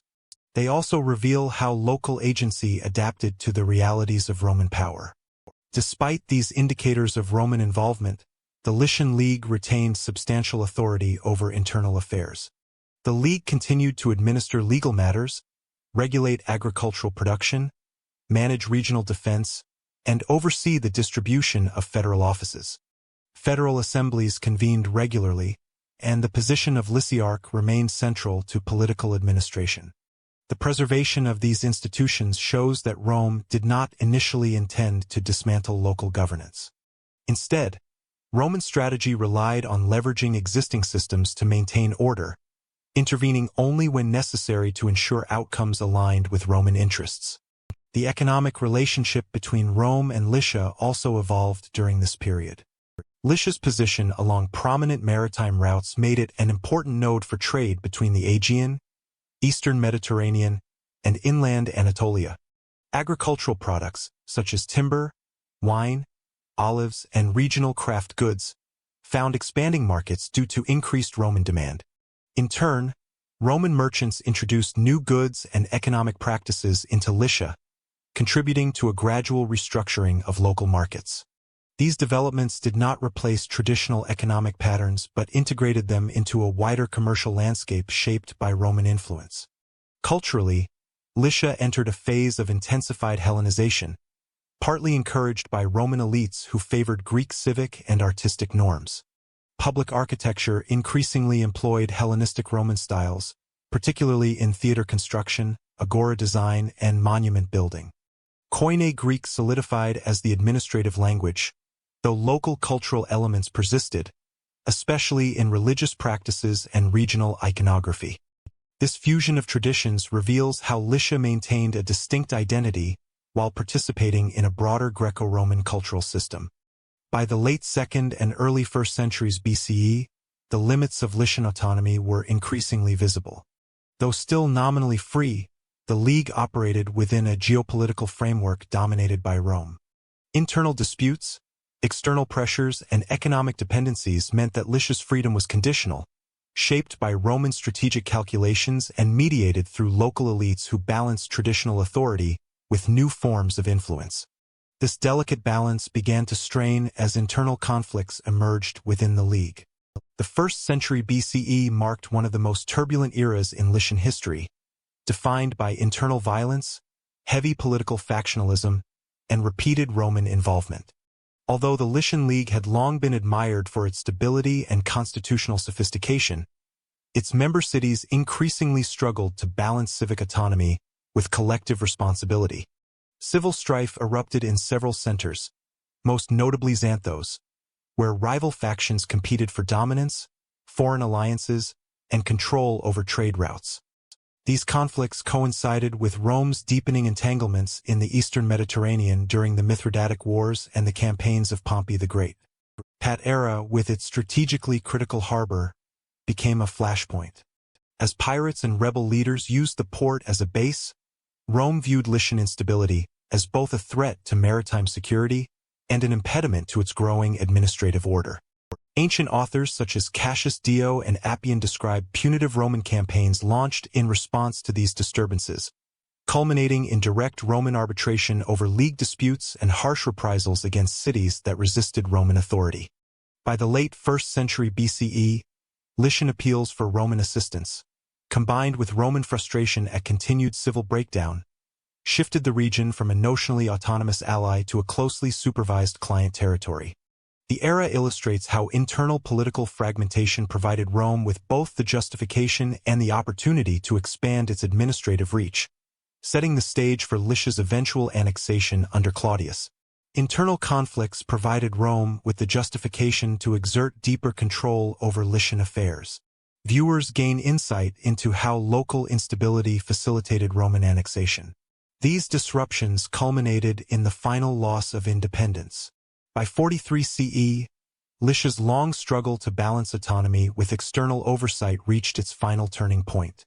Following decades of internal instability, Roman arbitration, and recurring episodes of civic violence, Emperor Claudius formally annexed the region and merged it with Pamphylia to create the new province of Lycia et Pamphylia.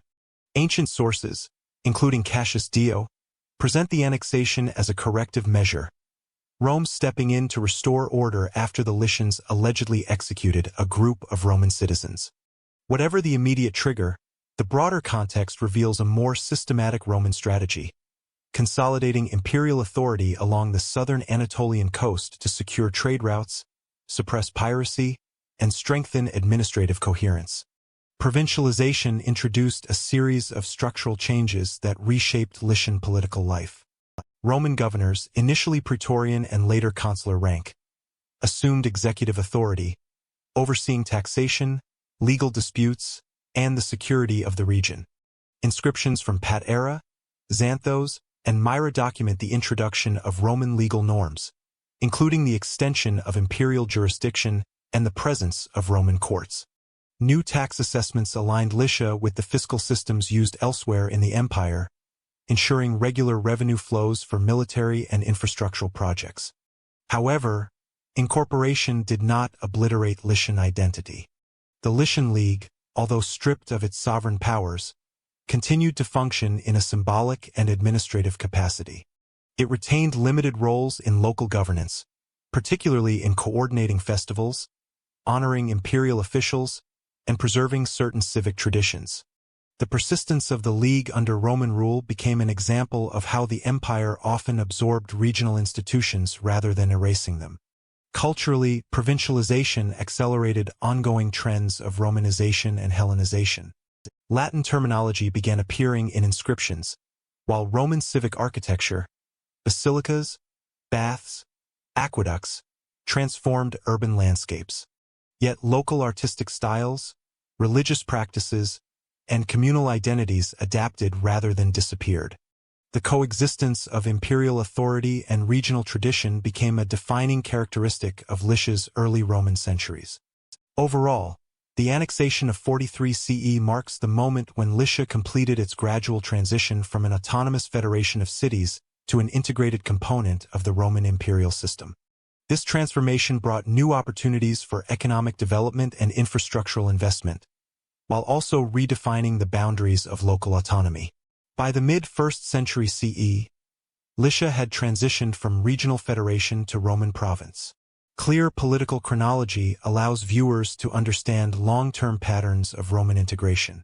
Under Roman rule, Lycia experienced both infrastructural growth and cultural transformation.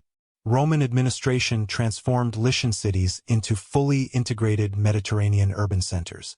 Across the 1st and 2nd centuries CE, urbanization accelerated dramatically, reshaping settlements that had earlier developed around acropolis, necropolis, and modest civic spaces.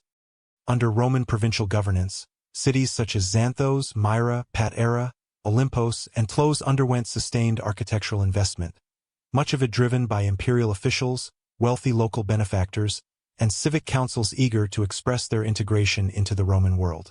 At Xanthos, the provincial capital for much of the early Roman period, major building projects reoriented the city's layout around new public spaces. The construction of a large theater, extensive bath complexes, and a renovated agora signaled the city's prominence in regional administration. Inscriptions document the contributions of local elites, particularly euergetists who funded porticos, fountains, and council buildings. Yet the architectural fabric retained a distinctively Lycian character.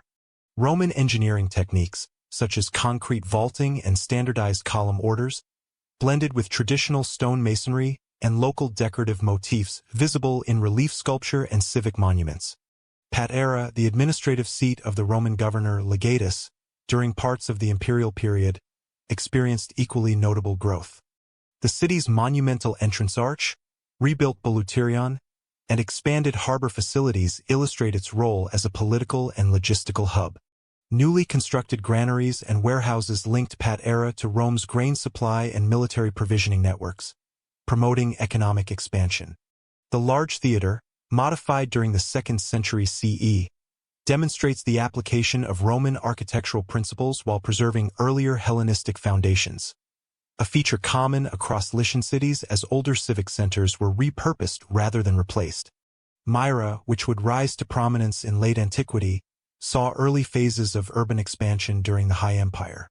The theater and bath complex reflect standardized Roman public building typologies, and inscriptions highlight local benefactors who financed renovations, sometimes in coordination with Roman officials. The presence of elaborately carved necropolis in close proximity to Roman civic structures illustrates the coexistence of deep-rooted Lycian funerary traditions with imported Roman urban amenities. Tlos offers another example of hybrid development. Positioned inland and fortified along steep terrain, the city incorporated Roman engineering to enhance accessibility and water management. New roads, terraced public spaces, and aqueduct extensions improved integration with coastal urban centers. The gymnasium and stadium, features introduced or expanded under Roman influence, reflect the cultural diffusion of Roman and broader Hellenistic civic life, which emphasized athletics, education, and public display. Olympos, with its distinctive geographical constraints, also saw architectural reorganization. Although smaller in scale, its baths, agora, and harbor installations show how Roman administrative networks encouraged standardized civic forms even in peripheral communities. Archaeological evidence for repairs and rebuilding following fires and pirate occupations underscores the resilience of urban life under Roman order. Throughout Lycia, aqueducts and road networks exemplified the infrastructural priorities of the Roman state. Aqueduct systems at Patara, Tlos, and surrounding settlements stabilized water supply, supporting population growth and enabling the construction of new baths and fountains, key markers of Roman urban identity. Meanwhile, upgraded road networks connected inland towns to coastal ports, facilitating troop movements, tax collection, and regional trade. Portions of these roads, including milestones and carved retaining walls, demonstrate the degree of imperial oversight and engineering sophistication. Epigraphy provides insight into how such projects were funded. Inscriptions repeatedly credit local elites who adopted Roman euergetistic ideals, using public benefaction to assert civic prestige and align themselves with imperial expectations. These donations included theaters, nymphea, bridges, and sometimes entire aqueduct segments. The pattern reflects Rome's reliance on municipal aristocracies to shoulder much of the financial burden of urban development, reinforcing social hierarchies while accelerating provincial Romanization. Architecturally, Lycia developed a distinctive synthesis that fused Roman styles with regional traditions. Standard Roman forms, basilicas, colonnaded streets, monumental arches, coexisted with native building practices, such as the use of local limestone, barrel-vaulted tombs, pillar tombs in continued use or commemoration, and relief sculpture that preserved Lycian iconographic motifs. The resulting urban landscapes were not mere copies of Roman cities elsewhere but reflected the negotiation between imperial models and local identity. As these urban centers expanded and diversified, they became increasingly embedded within the economic networks of the empire. With urban growth came new economic opportunities across the province. Lycia's economy reached new levels of integration as Roman trade routes linked it across the Mediterranean. Under imperial oversight, agricultural production expanded and diversified to meet both local needs and wider market demands. Grain cultivation increased in the fertile plains near Xanthos and Patara, while olive groves and vineyards spread across terraced hillsides, reflecting a combination of traditional Lycian farming practices and Roman agricultural innovations. Archaeobotanical evidence indicates that crops such as wheat, barley, olives, and grapes were systematically cultivated, supporting urban populations and generating surplus for trade. Timber, harvested from the forested uplands, supplied local construction and fed the demands of shipbuilding, particularly for vessels operating along the southern Anatolian coast. Trade infrastructure developed alongside agricultural intensification. Patara emerged as a central maritime hub, linking Lycia to major Mediterranean centers including Rhodes, Cyprus, and Syrian ports. Harbor excavations, including quays, warehouses, and lighthouse remains, demonstrate Roman investment in facilitating safe and efficient maritime transport. Amphora typologies recovered from Patara, Xanthos, and surrounding coastal settlements indicate the circulation of olive oil, wine, and other staples, confirming the integration of Lycian goods into wider imperial markets. Shipwreck evidence further corroborates Lycian participation in Mediterranean commerce, with cargoes of amphorae, ceramics, and metals attesting to both imports and exports. Regional trade networks also relied on overland connectivity. Roads linking coastal ports to inland cities, such as Tlos and Pinera, were regularly maintained, ensuring that agricultural surplus and artisanal goods could reach maritime hubs. Milestones and inscriptions along these routes document both civic and imperial investment in infrastructure, highlighting how provincial authorities facilitated economic activity while monitoring tax collection and resource movement. Roman taxation shaped the economic landscape. Provincial assessments required the documentation of production, with taxes levied in kind and monetary form. Inscriptions from Xanthos and Patara record contributions of grain, olive oil, and other commodities to the imperial treasury, reflecting both the wealth of local communities and their obligations to Rome. Taxation, while a fiscal burden, also incentivized standardized production practices and integration into imperial supply chains, reinforcing the broader economic coherence of Lycia within the empire. The interaction of local and imperial trade fostered artisanal specialization and market development. Pottery workshops, metalworking, and textile production expanded to supply urban and export demands.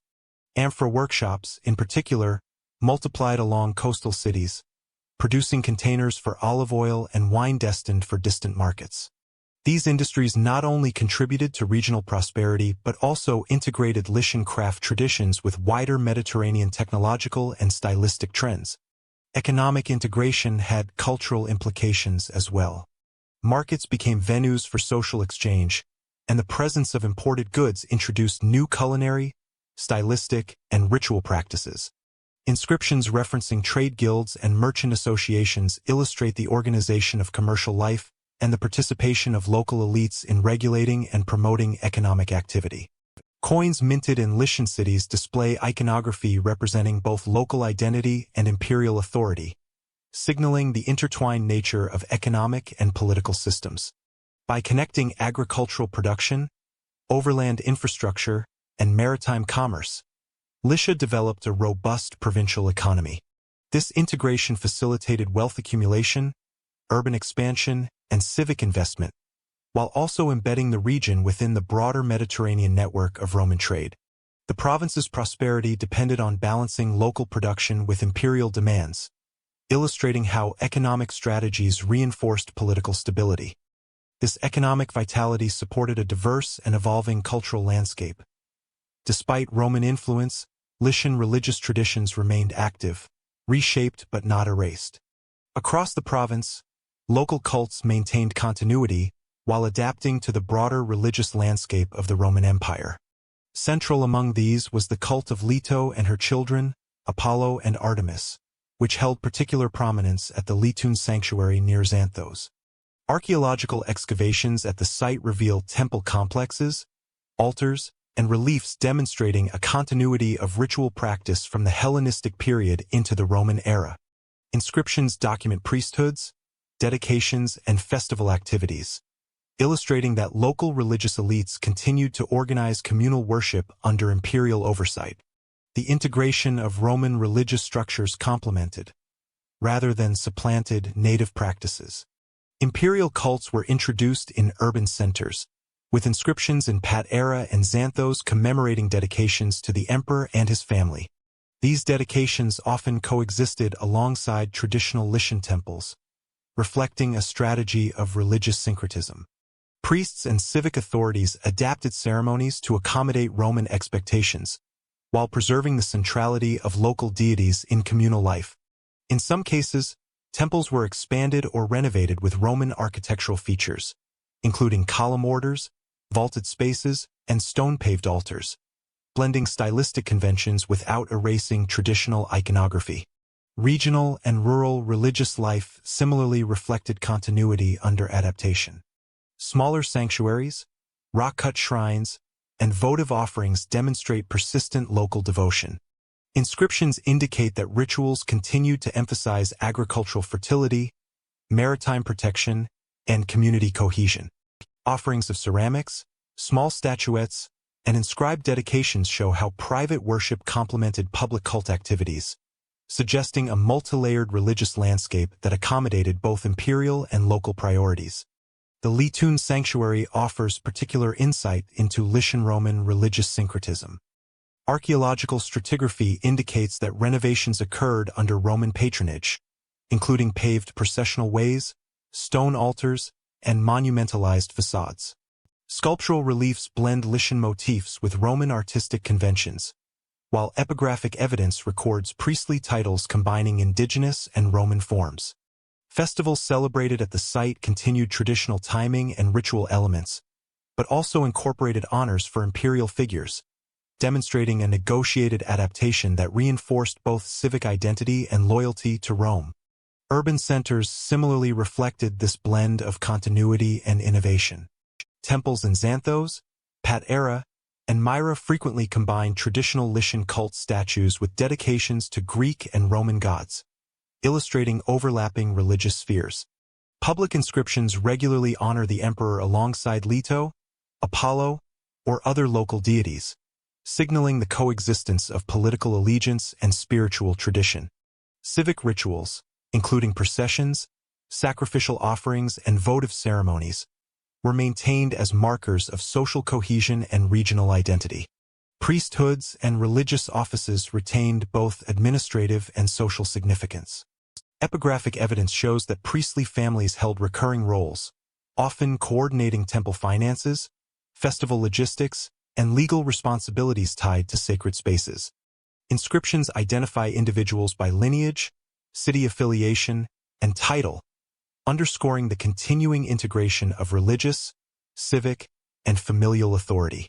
Roman supervision occasionally intersected with these offices, particularly when imperial cult activities or provincial regulations were involved, but local autonomy in ritual organization persisted. Syncretism also manifested in funerary and commemorative practices. Tombs continued to feature traditional Lycian iconography, pillar tombs, relief panels, and sculpted effigies, while occasionally incorporating Roman motifs such as inscriptions in Latin or Greco-Roman stylistic elements. These hybrid forms reflect a society negotiating cultural preservation and imperial integration, demonstrating that religious expression remained a vehicle for both identity and social status. Even outside formal temple complexes, sacred landscapes preserved continuity. Springs, caves, and mountaintop shrines maintained ritual significance, and votive inscriptions attest to ongoing local devotion. Roman administrative structures often facilitated the maintenance of these spaces by providing infrastructural support or legal recognition, further embedding religious practice within the provincial framework. Throughout the Roman period, Lycian religious life exemplified resilience and adaptability. Traditional cults endured alongside new influences, reflecting a balance between continuity and incorporation. Archaeological and epigraphic evidence collectively demonstrates that Roman authority encouraged syncretic practices without fully displacing indigenous traditions. The result was a layered spiritual environment in which local deities, civic institutions, and imperial expectations coexisted. Even as culture flourished, environmental and external pressures shaped the province's future. As the Roman world reorganized, Lycia emerged as a prominent Christian region. During the late 3rd and early 4th centuries CE, imperial reforms under Diocletian and Constantine reshaped provincial administration, separating Lycia from Pamphylia and creating clearer bureaucratic hierarchies. Cities such as Myra, Patara, and Xanthos became regional centers of governance, each hosting a praeses or other provincial official responsible for tax collection, legal administration, and coordination of local elites. Inscriptions and administrative documents reflect the codification of civic responsibilities and the increasing alignment of urban infrastructure with imperial priorities. Concurrently, Christian communities expanded throughout the province. Archaeological evidence indicates that by the 4th century, basilicas and associated structures had been erected in urban centers and larger settlements. At Myra, one of the most prominent Lycian cities, excavations reveal a sequence of church buildings layered over earlier civic spaces, demonstrating both continuity of urban use and the repurposing of public architecture for Christian worship. Inscriptions identify bishops and clergy, providing insight into the hierarchical organization of early Lycian Christianity and its integration into the broader ecclesiastical networks of the Eastern Roman Empire. Bishoprics played a central role in both religious and civic life. Nicholas of Myra, historically attested in late 4th century sources, exemplifies the prominence of Lycian ecclesiastical figures in regional affairs. The episcopal seat oversaw liturgical organization, charitable distribution, and dispute mediation, reinforcing the church as a stabilizing institution amid the administrative and social transformations of late antiquity. Burial practices likewise evolved, with Christian tombs replacing earlier pagan necropolis in urban and rural contexts. Funerary inscriptions and sarcophagi reflect theological concerns and social identity, often blending classical motifs with Christian iconography. These religious transformations occurred alongside adjustments in provincial administration. Diocletian's reforms introduced smaller, more manageable administrative units, regularized taxation, and standardized legal procedures. Lycia's separation from Pamphylia allowed for focused governance while preserving local urban networks. Public inscriptions and construction programs document civic investment, including road maintenance, aqueduct repairs, and fortifications, illustrating that administrative change was accompanied by infrastructural continuity. Christianization did not entirely erase pre-existing cultural frameworks. Temples, tombs, and other civic monuments persisted, either in repurposed or gradually abandoned forms, revealing layered cultural landscapes. Archaeological evidence at Xanthos and Patara shows that Christian communities often coexisted with residual pagan practices during the early 4th century, suggesting a period of gradual transition rather than abrupt replacement. The consolidation of ecclesiastical structures also reinforced Lycian integration into imperial networks. Synods, episcopal correspondence, and inscriptions record participation in wider regional and imperial church affairs, linking the province to Constantinople and Antioch. These networks facilitated doctrinal uniformity, economic support, and political recognition, enhancing the authority of urban centers while promoting provincial cohesion. Administrative and religious change intersected with demographic and economic shifts. Urban centers continued to function as nodes of trade, production, and governance, but the Christian Church increasingly influenced social hierarchies and community organization. Public buildings, previously devoted to civic or religious functions in the pagan context, were adapted to serve Christian liturgical and charitable needs, reflecting a comprehensive reshaping of public space in response to religious transformation. Overall, the combination of imperial reorganization and the rise of Christianity redefined Lycia's political, social, and spiritual landscape. Cities such as Myra became both administrative capitals and religious centers, exemplifying the intertwining of secular and ecclesiastical authority. Archaeological and epigraphic evidence collectively illustrates a province negotiating continuity and change, preserving local identity while adapting to the structural transformations of late antiquity. These religious and administrative shifts coincided with new economic patterns. The 4th and 5th centuries saw Lycia's cities transform as economic activity slowed. Evidence from archaeological excavations indicates a marked decline in long-distance trade during this period. Amphory distributions, imported ceramics, and luxury goods all show reduced frequency, suggesting that connections with Mediterranean and Near Eastern markets had contracted. Coastal centers such as Patara and Myra retained some commercial vitality, benefiting from localized trade and continued maritime access, but inland settlements experienced population decline and reduced economic output. Urban contraction is visible in residential quarters, with smaller house sizes, partial abandonment of upper stories, and simplified construction techniques reflecting both demographic pressures and diminished resources. Civic building programs likewise diminished. Public monuments, baths, theaters, and monumental streets saw fewer expansions or renovations compared to the Roman High Empire. Inscriptions documenting civic benefactors became increasingly scarce, indicating that elite investment in urban infrastructure had declined. Where construction continued, it often focused on essential maintenance, defensive works, or the repurposing of existing buildings for Christian or administrative functions, rather than the creation of new monumental architecture. These patterns reflect the narrowing fiscal and social capacity of Lycian cities to sustain large-scale urban projects. Material culture provides additional evidence for this economic contraction. Imported pottery, coins, and luxury items became rarer in both urban and rural contexts, while locally produced ceramics and utilitarian goods increased in relative prevalence. Excavated hoards and coinage indicate shifts in monetary circulation, with reduced flows of imperial or provincial coinage suggesting a contraction in market activity. These changes reveal the interconnection between economic vitality, population density, and urban complexity, demonstrating how systemic pressures reshaped daily life in late antique Lycia. Despite widespread contraction, certain coastal cities maintained relative prosperity. Patara continued as an administrative and ecclesiastical hub, while Myra retained maritime trade and some urban amenities. Archaeological evidence shows limited construction of new harbor facilities, ongoing maintenance of roadways, and continuity in religious infrastructure, particularly Christian basilicas. These pockets of resilience highlight the uneven nature of economic decline, illustrating that while the province faced general contraction, specific nodes retained strategic and economic importance. Internal pressures compounded these transformations. Population shifts from smaller inland settlements to fortified urban centers reflected both security concerns and economic rationalization. Rural areas experienced partial abandonment or reduced intensity of cultivation, with terraces and irrigation works showing signs of decreased maintenance.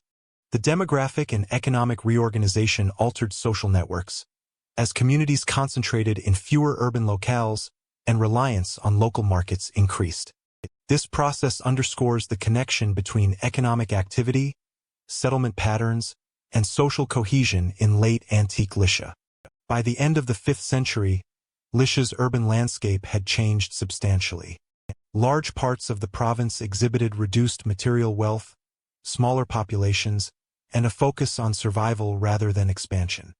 Coastal centers served as the primary loci of continued trade, administration, and ecclesiastical authority, maintaining a degree of provincial functionality. Archaeological and epigraphic data collectively demonstrate that economic contraction was a gradual, uneven process, closely tied to both internal urban dynamics and broader Mediterranean shifts. External pressures soon compounded these internal transformations. By the early Byzantine era, Lycia faced environmental and military pressures that reshaped its settlement patterns. From the late 6th century onward, Arab naval raids increasingly threatened coastal centers, particularly Patara, Myra, and Olympos. Contemporary chronicles and Arab sources document sporadic attacks targeting trade, religious sites, and civic infrastructure. Archaeological evidence corroborates these accounts. Destruction layers, burned structures, and hastily rebuilt fortifications reflect the need for defensive adaptation. The coastal economy, already weakened by prior contraction in trade and urban activity, suffered further as maritime insecurity disrupted both local and regional commerce. Seismic activity continued to shape the physical and social landscape. Earthquakes recorded in historical chronicles, coupled with structural collapse visible in Myra, Tlos, and other settlements, prompted cycles of rebuilding and abandonment. Archaeological layers reveal repairs, reinforced masonry, and the relocation of populations to more secure, elevated positions. Hilltop fortifications, often situated on earlier acropolis or naturally defensible terrain, became preferred locations for settlement. This transition illustrates a strategic response to combined environmental and military pressures, reflecting the interplay of geography, security, and demographic management. Administrative reforms under Byzantine governance further influenced settlement patterns and provincial organization. Lycia became increasingly integrated into the theme system, with military governors overseeing both civil and defense functions. Fortified urban centers served as administrative and ecclesiastical hubs, while smaller rural sites diminished in population or were abandoned entirely. Inscriptions and coinage from this period indicate continued imperial presence and authority, even as local urban structures were reduced or repurposed. Ecclesiastical organization paralleled these shifts, with bishoprics concentrated in more defensible cities, reinforcing centralized oversight in both spiritual and secular spheres. The decline of classical urbanism was gradual rather than abrupt. The grand theaters, public baths, and agoras of Xanthos, Patara, and Myra fell into disuse or were partially dismantled, but civic memory persisted through repurposed architecture and ongoing ecclesiastical presence. Christian basilicas often occupied former public spaces, bridging the gap between the late antique urban fabric and emerging Byzantine settlements. This continuity demonstrates that transition involved adaptation and reorganization rather than wholesale collapse. Population movement played a critical role in reshaping the province. Coastal communities, increasingly vulnerable to maritime raids, experienced partial depopulation, while inland or elevated settlements absorbed displaced populations. Archaeological survey data indicate the growth of previously minor hilltop villages, suggesting a reorientation of social and economic life around defensible nodes. These sites often integrated limited agricultural terraces, water cisterns, and storage facilities, reflecting the combination of subsistence priorities with defensive considerations. Economic activity adjusted to these changes. Maritime trade declined sharply under the threat of raids, while inland production became oriented toward local consumption.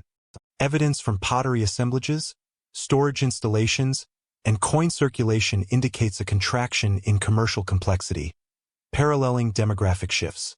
Nonetheless, certain fortified coastal centers maintained limited trading functions, serving as administrative and ecclesiastical anchors for surrounding hinterlands. By the 7th century, Lycia had become a province defined by fortified urban centers, reoriented economic networks, and adaptive settlement strategies. Archaeological and textual evidence collectively illustrates the integration of military, environmental, and administrative pressures in shaping human habitation. This systemic reorganization laid the groundwork for the province's continued survival within the Byzantine Empire.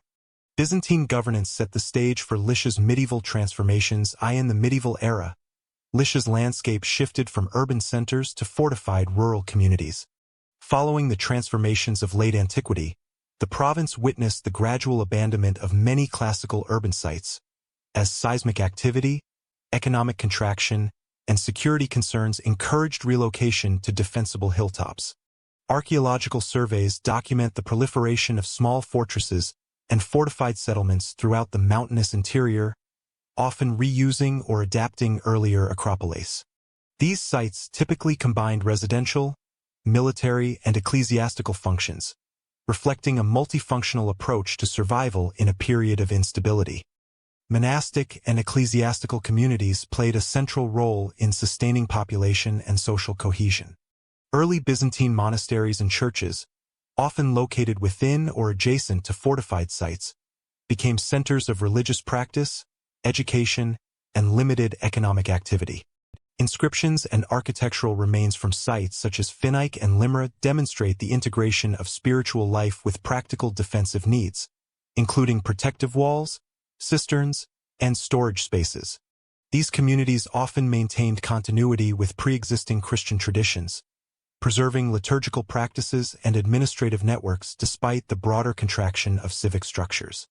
Ruralization reshaped the province's demographic and economic patterns. Settlement dispersed across valleys and terraces, with smaller villages focusing on subsistence agriculture, pastoralism, and localized trade. Archaeological evidence, including storage facilities, terracing, and small-scale irrigation works, illustrates adaptive strategies to maintain agricultural productivity in challenging terrain.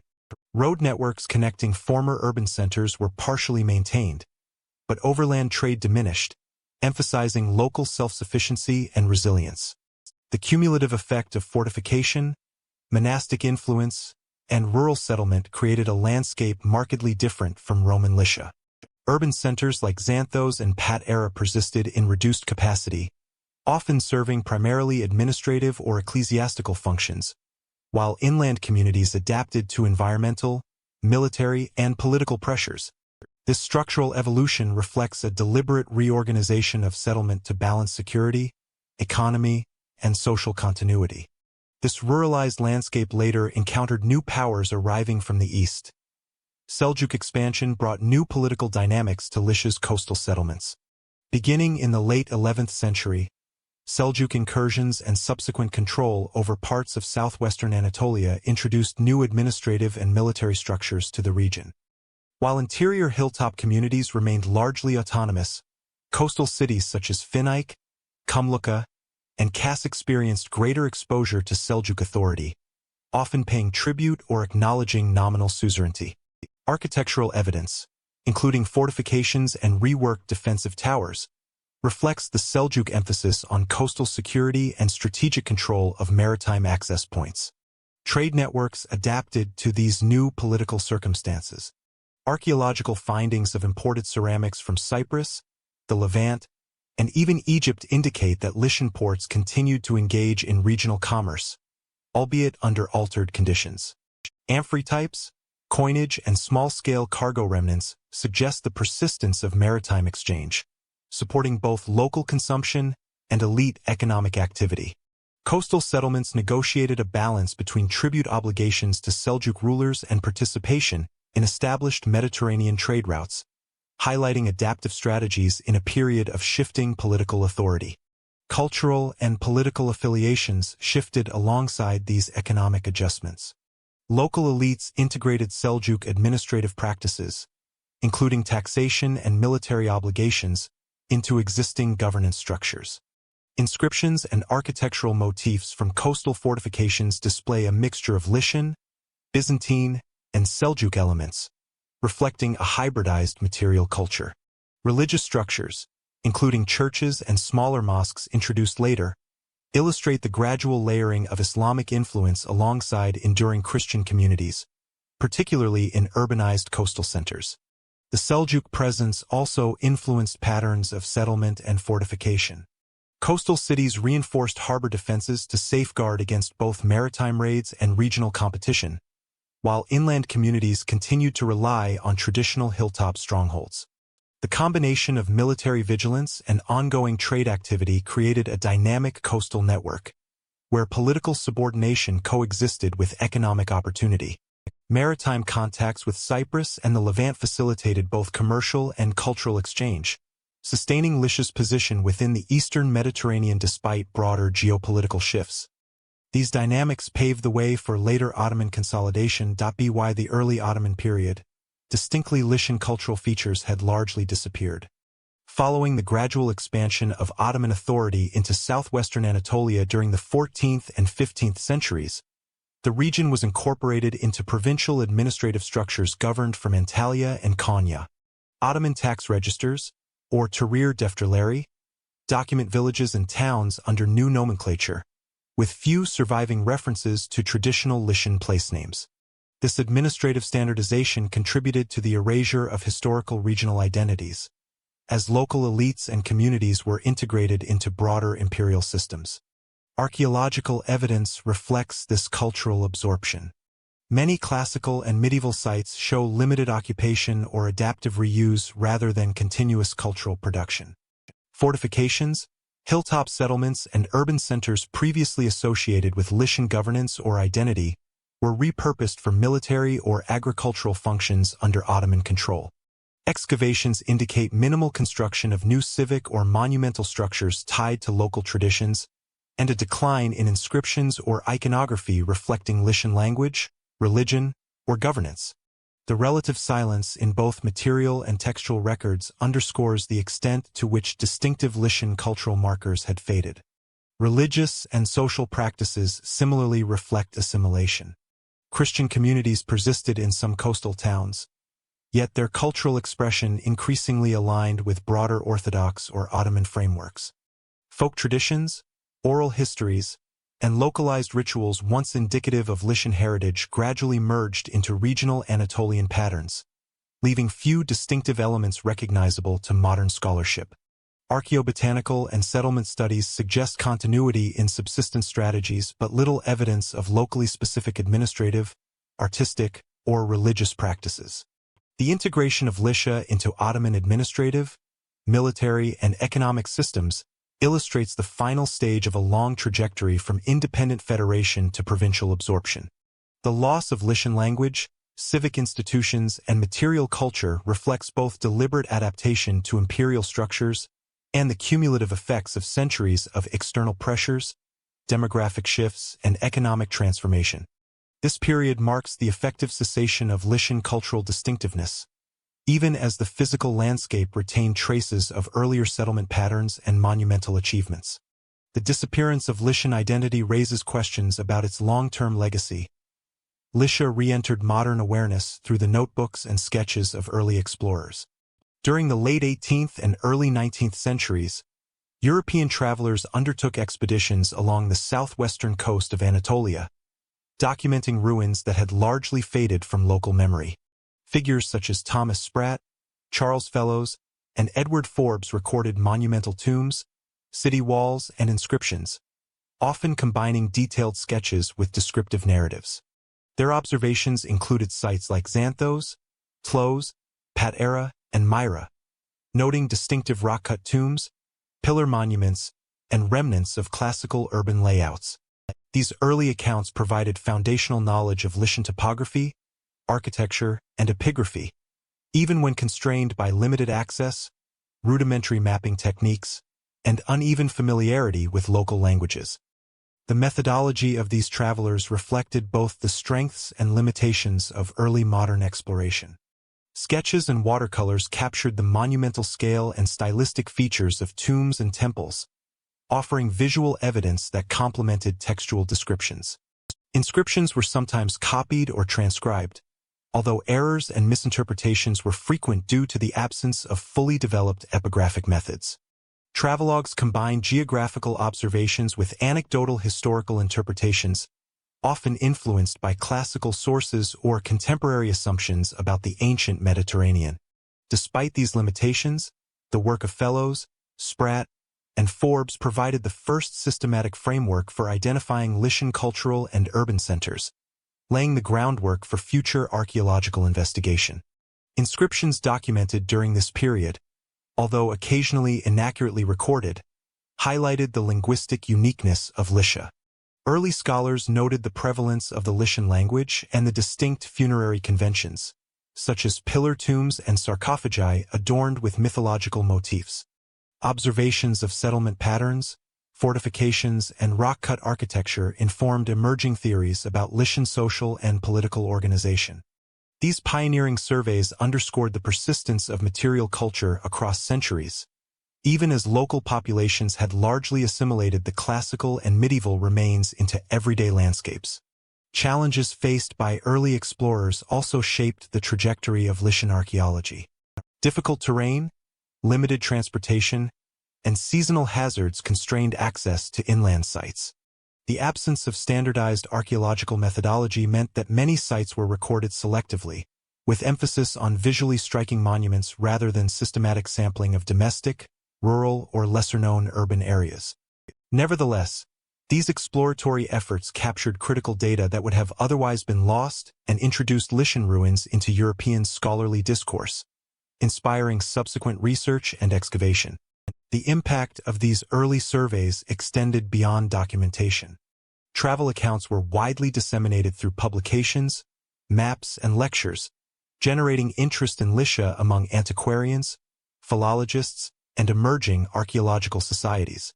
Observations of the integration of Lycian architectural styles with Hellenistic and Roman features prompted comparative studies of Anatolian civilizations, highlighting both continuity and regional variation. This historiographical engagement positioned Lycia as a distinct field of inquiry within the broader study of classical and Near Eastern archaeology. These initial discoveries led to systematic archaeological campaigns. Systematic excavation brought clarity to Lycian political, cultural, and linguistic history. Beginning in the late 19th and early 20th centuries, professional archaeological teams undertook sustained fieldwork at key sites, most notably Xanthos, Lycian, Patara, Tlos, and Myra.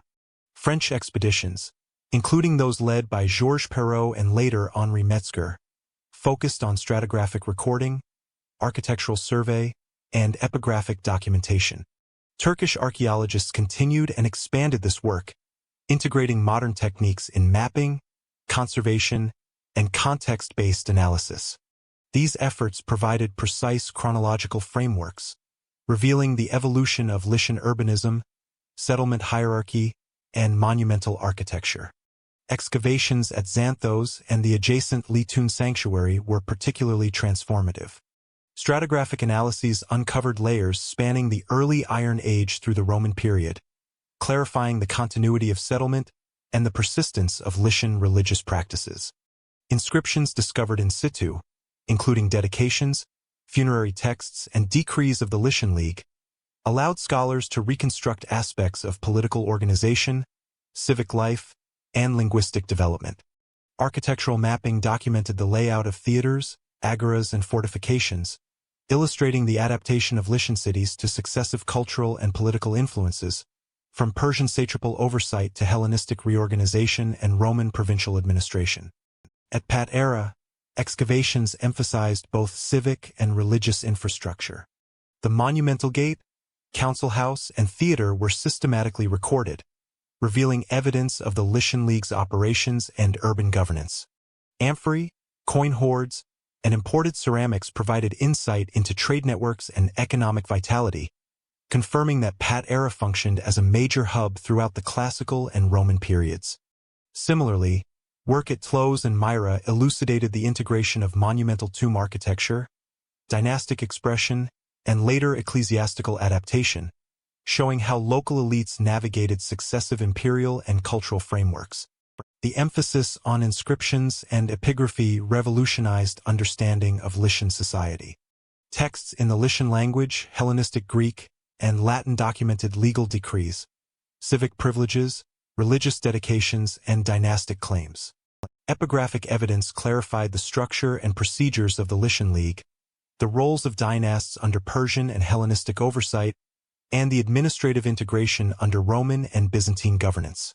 Linguistic analyses of these inscriptions demonstrated continuity and adaptation in local identity, providing a bridge between material culture and historical records.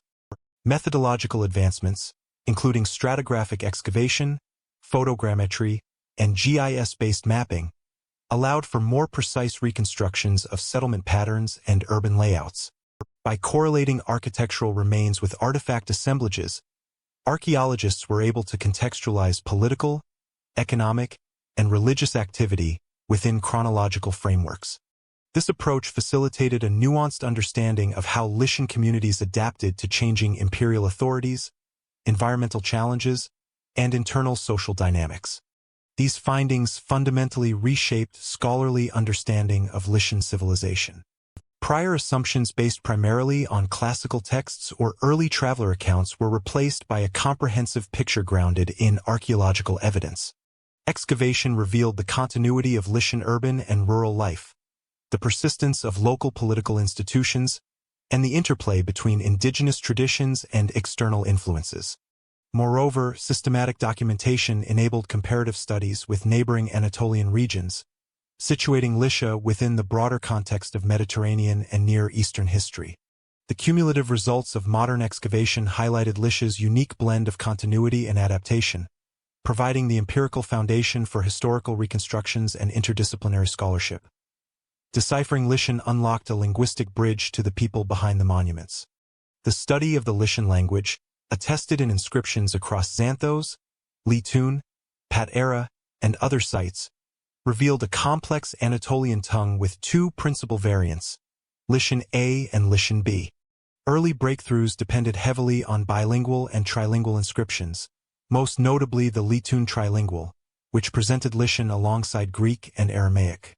These texts provided a comparative framework that allowed scholars to match Lycian signs with known phonetic and lexical equivalents, facilitating systematic analysis of grammar, syntax, and vocabulary. Contributions from early 20th century scholars, including Emil Neumann, laid the foundation for initial attempts at reading funerary and dedicatory texts. Neumann's cataloging of inscriptions identified recurring formulas, names of dynasts, civic decrees, and religious dedications, highlighting the administrative and ceremonial contexts of written Lycian. Subsequent work by Craig Melchert and others applied comparative Anatolian linguistics, linking Lycian to Luwian and other Indo-European Anatolian languages. This comparative approach clarified the phonological and morphological features of Lycian, confirming its place within the Anatolian branch and shedding light on regional linguistic continuity from the Late Bronze Age Lucca through the Iron Age. Analysis of funerary epigraphy was particularly revealing. Pillar tombs, sarcophagi, and rock-cut monuments frequently bore inscriptions naming the deceased, their dynastic affiliations, and ritual or legal statements. Decipherment allowed historians to reconstruct aspects of social hierarchy, familial relations, and civic organization. For instance, recurring references to the Lycian League and titles of local rulers confirmed political structures inferred from classical texts, demonstrating a continuity of governance that paralleled archaeological evidence of urban development and monumental construction. The process of linguistic decipherment also illuminated cultural and religious practices. Inscriptions documenting dedications to deities such as Leto, Apollo, and local gods provided insight into ritual observances, priestly offices, and the interaction between indigenous traditions and external influences. By reading these texts, scholars could correlate material culture with textual evidence, linking tomb iconography, architectural layout, and civic inscriptions to specific historical actors and social institutions. This work transformed scholarly understanding of Lycia from a primarily archaeological subject to a fully documented civilization. The ability to read Lycian inscriptions bridged the gap between material remains and historical reconstruction, enabling accurate chronological placement of dynasties, the documentation of legal and religious systems, and a clearer view of Lycian interactions with neighboring cultures such as the Greeks, Persians, and Romans. It also reinforced the continuity of Lycian identity across centuries, showing how local language and writing persisted even under imperial oversight. With the civilization rediscovered, scholars turned to interpreting its place in ancient history. Centuries after its decline, the Lycian League became a model in debates on modern federal governance. Classical sources, particularly Strabo and Polybius, documented the League as a confederation of cities with a shared decision-making framework. Each member city maintained local autonomy while participating in collective governance through proportional voting, a council system, and a shared judiciary. The League's ability to coordinate defense, regulate trade, and adjudicate disputes among member cities demonstrated a sophisticated balance between local independence and centralized authority, remarkable for its time. The League's political mechanisms attracted the attention of Enlightenment thinkers.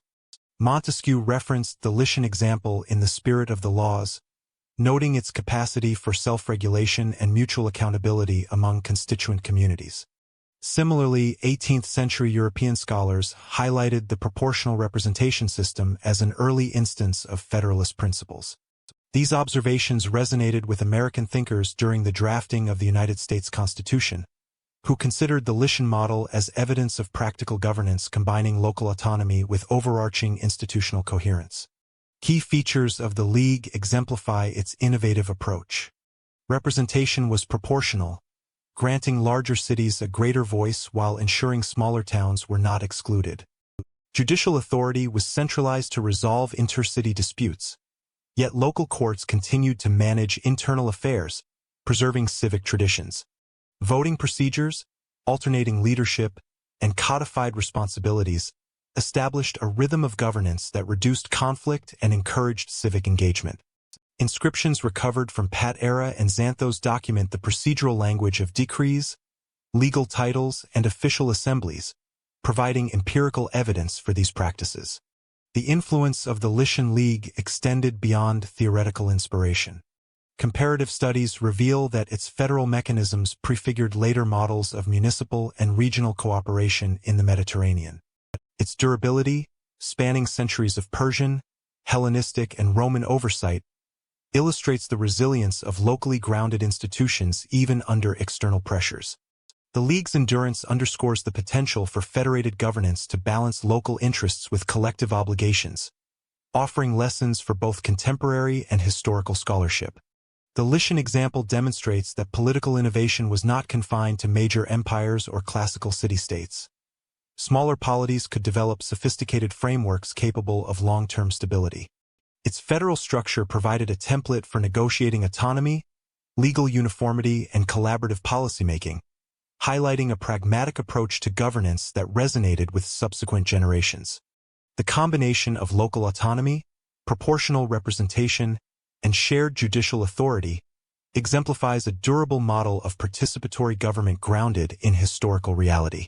Political influence is only one aspect of Lycia's broader legacy.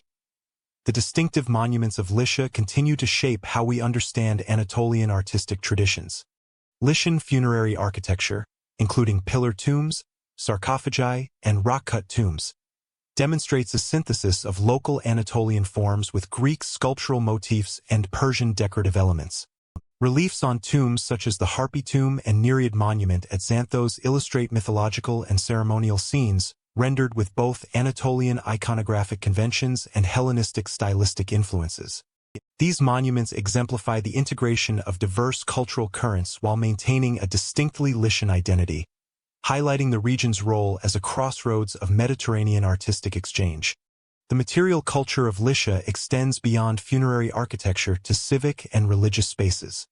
Temples, theaters, and administrative buildings incorporate local stoneworking techniques alongside imported Hellenistic forms, reflecting both continuity and adaptation.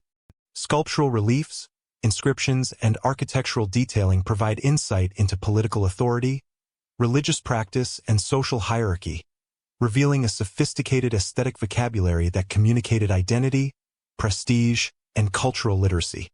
Inscriptions also reinforce the connection between elite patronage and artistic production, demonstrating how dynasts and civic bodies invested in visual expression to assert legitimacy and communal memory. Hybridization in Lycian art illustrates the broader dynamics of cultural interaction. Persian influences appear in monumental tomb iconography, ceremonial dress, and architectural motifs, while Greek elements are evident in sculptural style, proportional design, and mythological references. Anatolian traditions, including the use of rock-cut architecture and local stone techniques, persist throughout. This fusion produced an artistic language that was both regionally coherent and responsive to wider Mediterranean trends, offering scholars a tangible record of political, economic, and cultural networks across centuries. The enduring influence of Lycian artistic forms is observable in subsequent regional styles.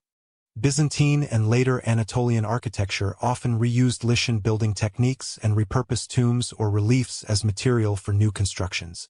Modern conservation and archaeological projects, including those at Xanthos, Lycian, and Myra, highlight both the historical significance and contemporary relevance of Lycian monuments. Preservation of inscriptions, sculptural fragments, and architectural plans provides a foundation for understanding stylistic evolution in southwestern Anatolia and contributes to comparative studies of Mediterranean material culture. These artistic legacies emphasize continuity and adaptation, illustrating how Lycian communities negotiated identity through visual expression. The interplay of indigenous forms with external influences underscores the complex social, political, and economic contexts in which art was produced. By examining funerary and civic monuments, modern scholars can reconstruct aspects of Lycian life, from governance and religious practice to interregional connections and elite patronage. Material culture thus offers a multidimensional lens for interpreting the historical trajectory of Lycia and its enduring imprint on Anatolian artistic traditions. The final dimension of Lycia's legacy emerges in its place within the larger Mediterranean story. Today, Lycia stands as a testament to the complexity of ancient Mediterranean civilizations. Scholarship over the past 2 centuries has reconstructed Lycian history through archaeology, epigraphy, and comparative analysis, transforming a once obscure region into a well-documented civilization. Studies of the Lycian League, dynastic tombs, and urban settlements have emphasized the region's capacity for political innovation, cultural synthesis, and adaptation to successive imperial and environmental pressures. This evidence situates Lycia not as an isolated periphery, but as an active participant in the broader Mediterranean world, interacting with Greek, Persian, Roman, and later Byzantine systems. Tourism and heritage preservation have also shaped contemporary perceptions of Lycia. Sites such as Xanthos, Lycian, Patara, and Myra attract scholars and visitors alike, offering tangible encounters with monumental architecture, inscriptions, and urban layouts. Modern conservation efforts provide ongoing insight into Lycian material culture, facilitating interdisciplinary study while fostering public engagement. The visual and archaeological record allows observers to trace centuries of continuity, from early Bronze Age settlements through the Roman period, highlighting both local resilience and cross-cultural influence. Lycia's story illustrates broader patterns in Mediterranean history. Its strategic coastal location enabled maritime trade, cultural exchange, and exposure to external powers, while its rugged interior supported political autonomy and distinctive social structures. The interplay of environmental constraints, geopolitical pressures, and local innovation produced a civilization capable of balancing local identity with engagement in regional networks. From the Lycian League to Hellenistic adaptations, and from Roman provincial integration to Byzantine transformations, Lycia exemplifies the dynamic negotiation between continuity and change that characterizes many ancient societies. By integrating archaeological evidence, linguistic studies, and historical analysis, modern scholarship has reconstructed a nuanced understanding of Lycian civilization. This approach highlights the interconnectedness of political, cultural, and economic systems and underscores the region's contribution to broader historical narratives. Lycia serves as a case study in how small polities could maintain distinctive identities while participating in expansive imperial networks, offering lessons for comparative history and the study of federated governance, artistic hybridization, and cultural resilience. If you've journeyed through the rise, governance, art, and enduring legacy of Lycia, don't let the story end here. Subscribe to our channel for more deeply researched, chronologically precise explorations of ancient civilizations. Hit the notification bell to follow our cinematic documentaries, where history is brought to life with factual rigor, archaeological evidence, and clear, calm narration. Join us as we continue uncovering the forgotten worlds, monumental achievements, and lasting influences of civilizations across the Mediterranean and beyond. Your next adventure into history starts with a single click. Settle in and let the past unfold.